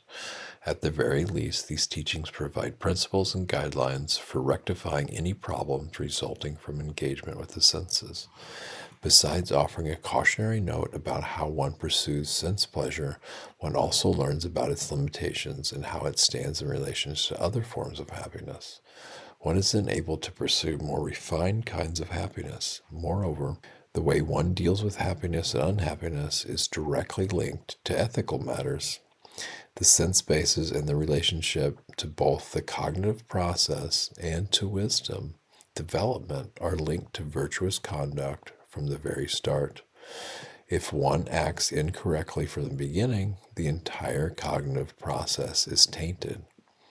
The process then caters to the consumption of material things, or it becomes an aspect of the round of rebirth. This leads to distorted, biased, clouded, or incorrect understanding. The supportive practice in this context is to establish the mind in equanimity, to keep it even-keeled and impartial, not dominated by likes and dislikes, preferences and aversions. There are many other practical teachings referring to the sense bases, either directly or indirectly. They are related to different stages of spiritual practice, and they focus on specific problems, say of suffering or unwholesome tendencies that have the potential to arise on different occasions. To prevent problems from arising, the teachings reiterate caution and restraint at the initial stage of cognition, when a sense object comes into contact with the sense base. This is the safest course of action. In the case that problems have already arisen and unskillful mind states have infiltrated the mind, this is difficult to remedy. If one allows enticing and alluring sense objects to take hold of the mind, and while one falls under the sway of greed, hatred, and delusion, one may not be able to resist these enticements, and one ends up performing immoral, unwholesome deeds. This is true even if one has the basic awareness of right and wrong. This is the reason such emphasis is given to taking precautions and protecting oneself from the beginning. A vital spiritual factor for establishing this care and protection is mindfulness, sati, which helps to anchor the mind. Mindfulness is like a rope which holds and sustains attention. Mindfulness used at this initial stage of care and protection while receiving sense impressions is connected to the principle of sense restraint. Indriya samvara, which is also referred to as guarding the sense doors, Buddhadhamma. Here, mindfulness is fully prepared to receive a sense impression. For example, when seeing a visual form by way of the eye, one does not allow attention to fix on those signs and features that give rise to infatuation and resentments, preferences and aversions, and that allow unwholesome states to overwhelm the mind. Sense restraint prevents wrongdoing, wards off suffering, and averts distorted understanding. Using this principle of self-restraint effectively is not a simple act of will, however. For mindfulness to be well established, fully prepared, and constant, it must be trained and developed. Sense restraint must be repeated, exercised, and continuously applied. This is the meaning of the term indriya bhavana, cultivating the sense faculties. Those individuals who have cultivated the sense faculties are safe from unwholesome states, from suffering, and from distorted understanding. They are able to prevent these negative qualities from arising. Even if preferences and aversions manage to slip in, they are able to quell them or cast them aside instantly. Sense restraint, indriya samvara, is classified as part of the stage of morality, sila. The essential factor of mindfulness, sati, is applied for such sense restraint, however, is classified as part of the stage of concentration, samadhi. The practice of mindfulness involves constantly channeling the power of the mind and balancing attention, which thus also results in the development of concentration. Another spiritual factor emphasized in this context is wise reflection, yoniso manasikara, which is classified as part of wisdom, panya. This factor is applied when one has already received a sense object, at which point one contemplates it in order to fully understand it. One contemplates the advantages and disadvantages of various objects, along with the state of freedom and well-being in which one is not dependent on them. The positive and negative aspects of conditioned phenomena, then, do not determine our happiness or our fate. Chapter 2.7, Appendix 1, 3 kinds of wisdom. In truth, there is only one kind of wisdom, that is, the natural phenomena of understanding reality, of penetrating into the truth of things as they really are. Wisdom, however, is frequently separated into many different kinds according to the level of wisdom, to its specific function, or to the specific source of understanding. The 3 kinds of wisdom here refer to a classification connected to the source of understanding. Number 1.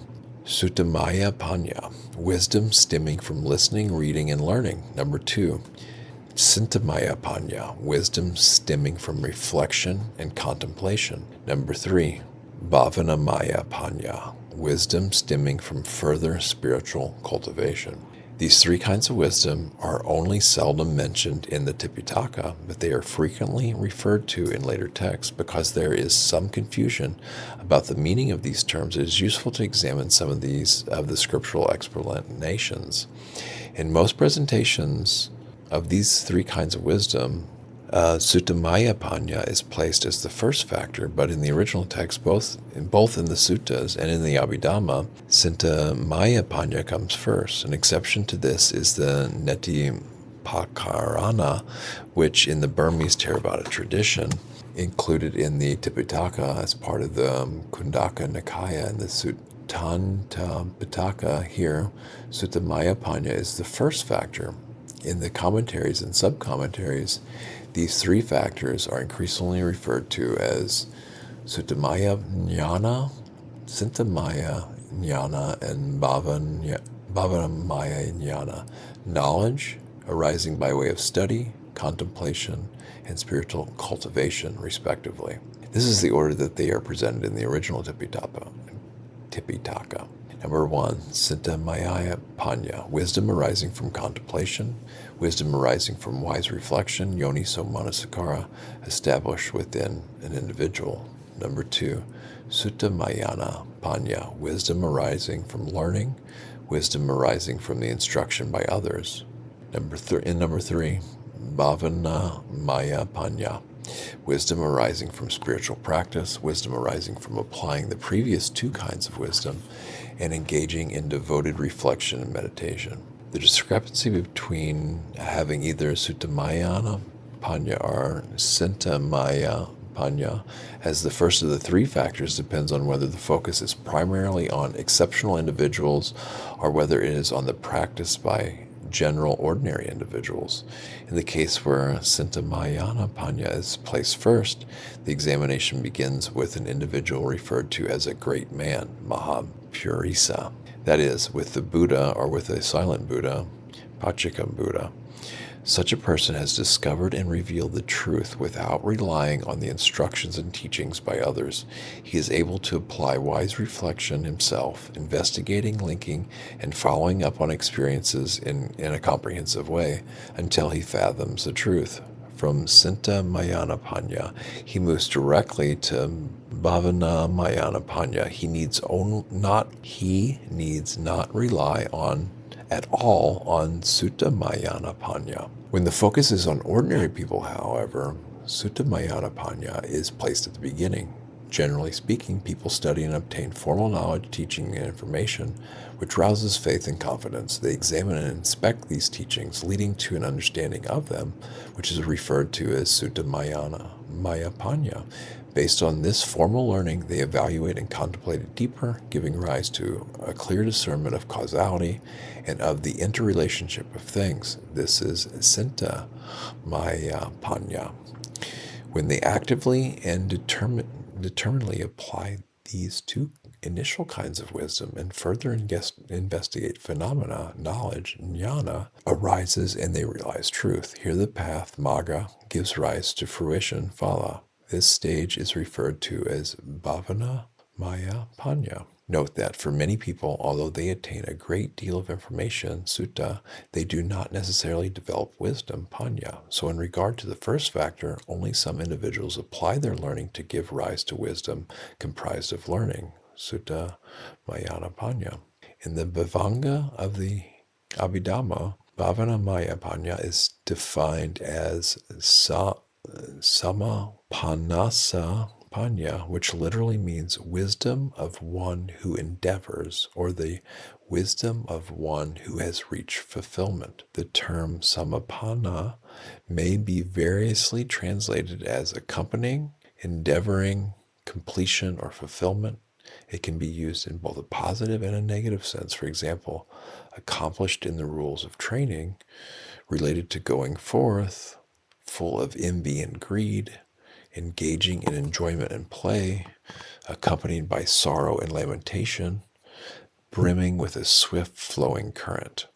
In the context of Dhamma teachings, however, when this term is used on its own, it generally refers to accessing the concentrative attainment, jhana samapatti. The commentary to the Vanga explains, the wisdom of one endowed with the concentrative attainments and occurring within such attainments is called, quote, consisting of cultivation. This appears to be a very narrow definition. Other texts, however, including the Paramatha Manjusa, explain that the aforementioned definition is only an example. An essential meaning of the term Bhavana Mayapanya focuses on clear discernment of the truth, which refers to a path wisdom, Maggapana, operative within insight meditation, vipassana. There exists an explanation of bhavanamaya panya in the text that encompasses the concentrative attainments, yet spans a broader range of meaning. This explanation considers the term apana, absorption, which refers to the concentration lying at the heart of jhana. One example from the Visuddhimagga states, wisdom achieved by the power of cultivation reaching absorption is called endowed with cultivation. This explanation is linked to the passage above referring to diligent contemplation of all phenomena, which is equivalent to insight meditation of vipassana. When insight wisdom, vipassana panya, reaches an adequate degree of clarity, the mind reaches concentrative absorption, jhana. This clear discernment and steady focused attention is able to purify and eliminate those festering and constrictive qualities known as the defilements, the klesa. The mind is thus released from some or all of these defilements. This realization, which brings about such transformation, is bhavanamaya panya, equivalent to path knowledge, magga. In the neti pakarana, these three kinds of wisdom are linked to the classification of the four kinds of individuals. Here, the spiritual assets of the first three kinds of individuals, those who are trainable, are examined. Before these individuals advance to bhavanamaya panya, those people endowed with both sutta mayana panya and cinta mayana panya are called of quick understanding. They understand instantly. They gain insight by even hearing a single outline of a teaching. Those endowed only with sutta mayana panya are called vipajatanu. They understand when they are given explanation. Those individuals devoid of both these kinds of wisdom are neya, those who should be guided with teachings and training in order to gain understanding. Those who have not reached the stage of niyaya are padaparama, one whose highest attainment is the word, are not included here. Compiling these various references, one may summarize this subject of the three kinds of wisdom as followed. Those exceptional individuals, acharya gala, comprising the Buddhas and the silent Buddhas, are true sages. Their wisdom surpasses that of other people. Ordinary people live in specific environments and have various experiences for decades, centuries, and generations, and yet their knowledge and understanding remains limited. A Buddha arises, however, and he is able to apply wise reflection and see things from a perspective that others are unable to see. Through investigation, he is able to penetrate the profound underlying truth of things, gain an intuition into things that others do not recognize, make new discoveries, develop new understanding, and finally assess a truth that no one else has realized. The wisdom arising from one's own ability to apply wise reflection is referred to as cinta mayana panya, which the Buddhas and silent Buddhas possess, without needing to rely on the instructions by others. Indeed, no one exists who would be able to provide them with such instructions. This is the wisdom unique to such exceptional people. They are able to pass over the initial stages of sutta mayana panya.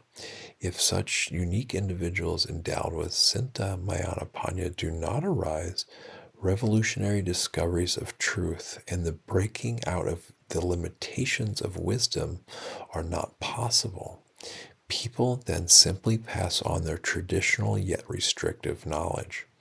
Ordinary people who do not possess cinta mayana panya, derived entirely from their own ability to apply wise reflection, must rely on the teachings and instructions by others. The starting point for them is generating sutta mayana panya. Ordinary people must develop all three kinds of wisdom. Number 1, Sutta Panya, knowledge derived from formal learning. When one is not yet able to rely entirely on one's own reflective abilities, one must seek out a teacher who in the scriptures is referred to as a virtuous friend, Kalyanamitta. For example, the Buddha, awakened beings, and other wise individuals for instruction and guidance. One is then able to comprehend the truth at one level. Number 2, Sinta Maya Panya, knowledge derived from reflection, from the ability to contemplate. When one acquires knowledge from formal learning and generates wisdom consisting of such knowledge, Sutta Maya Panya, one trains in wise reflection, Yoniso Manasikara, leading to vast, profound, and thorough understanding which can be applied in one's investigation of the truth. And number 3, Bhavana Maya Panya, knowledge derived from spiritual cultivation. This refers to practical application, whereby one acts from direct experience.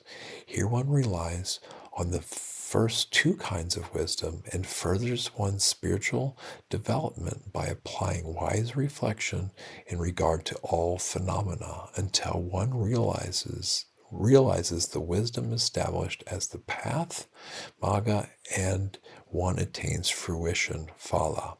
Note here that Bhavana Mayana Panya relies and follows on from Sutta Mayana Panya and Sinta Mayana Panya. One does not spontaneously generate Bhavana Mayana Panya without a basis of knowledge or access it simply by sitting in meditation and attaining the jhanas.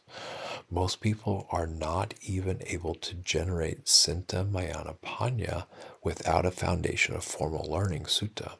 As mentioned earlier, many people acquire formal learning but do not transform it into wisdom, Sutta Mayana Panya. Wise reflection, Yoniso Manasikara, is the chief agent in this process. One can say that it is the essential factor in the development of all 3 kinds of wisdom. This is true even for those exceptional individuals like the Buddha who began with Sinta Mayana Panya without requiring formal instruction from others. A Buddha begins with an inherent and exceptional talent for wise reflection, giving rise to profound wisdom. Ordinary people apply formal learning and then contemplate phenomena in order to grow in wisdom until they develop Bhavana Mayana Panya, at which stage wise reflection truly comes to the fore. As mentioned above, this threefold division of wisdom is found only seldom in the Tipitaka. Venerable Sariputta presented this classification in order to highlight the sources by which wisdom arises. The factor constantly emphasized by the Buddha is wise reflection, Yoniso Manasikara, which is the means of practice by which wisdom is generated. When wise reflection is present, these 3 kinds of wisdom may arise and reach fulfillment. In some of those people who receive information and external knowledge, some people only acquire facts and information without developing any sort of wisdom. Some people are able to contemplate and examine that information and generate Sutta Mayana Panya. Some people establish Sutta Mayana Panya and then reflect and inquire further, generating Sinta Mayana Panya. Some people rely on Sutta Mayana Panya and Sinta Mayana Panya as a basis and then develop wisdom further through wise reflection, generating Bhavana Maya Panya. Chapter 2.8, Appendix 2, Commentarial Analysis of the sense spheres. The commentators provide many different nuances of meaning for this term ayatana, including the point of transmission for the mind, citta, and mental concomitants, cittasika, i.e., the locus of their active engagement, and then point of expansion for the mind and mental concomitants, the agents behind the continuation of the protracted suffering in the round of rebirth, the source, the domain, the point of convergence, etc. Note that the internal physical senses pertaining to movement, balance, etc., which are referred to as somestheia, it's kinesthetic, vestibular, and visceral senses, are not added here as additional senses, ayatana. Although these additional senses are not explained in the scriptures, it is reasonable that they were excluded because some of their aspects are included in the fifth sense, referred to as body, kaya. More importantly, however, these additional sense functions exclusively on a physiological level by maintaining a normal physical state of operation. They have unique attributes and are confined to the inner life of human beings. Although they are necessary supports, their value is fixed. They are unable to promote increased benefits in regard to awareness and experience of the world, to knowledge and understanding, or to ethics. For this reason, they are not included in the definition and context of ayatana.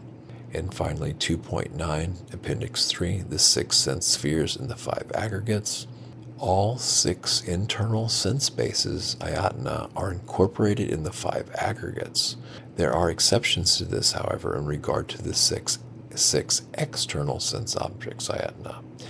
The first 5 pairs of ayatana, Chakurupa, Sota, Sada, Gana, Ganda, Jiva, Rasa, and Kaya, Photaba, are part of the Rupa Kanda. The 6th internal ayatana, Mano, the mind, is part of the Vijnana Kanda. The 6th external ayatana, Dhamma, Dhammayatana, are part of 4 aggregates. 3 kinds of Nama Kanda, Vedana, Sanya, Sankara, and the Rupa Kanda, in particular those refined material forms, Sakuma Rupa, for example, the element of space, Akasha, Dhatu, femininity, masculinity, levity, flexibility, continuation, decay, expansion, physical transformation, etc. The exception here is Nibbana, which transcends the 5 aggregates. This ends chapter 2 in the book Buddhadhamma.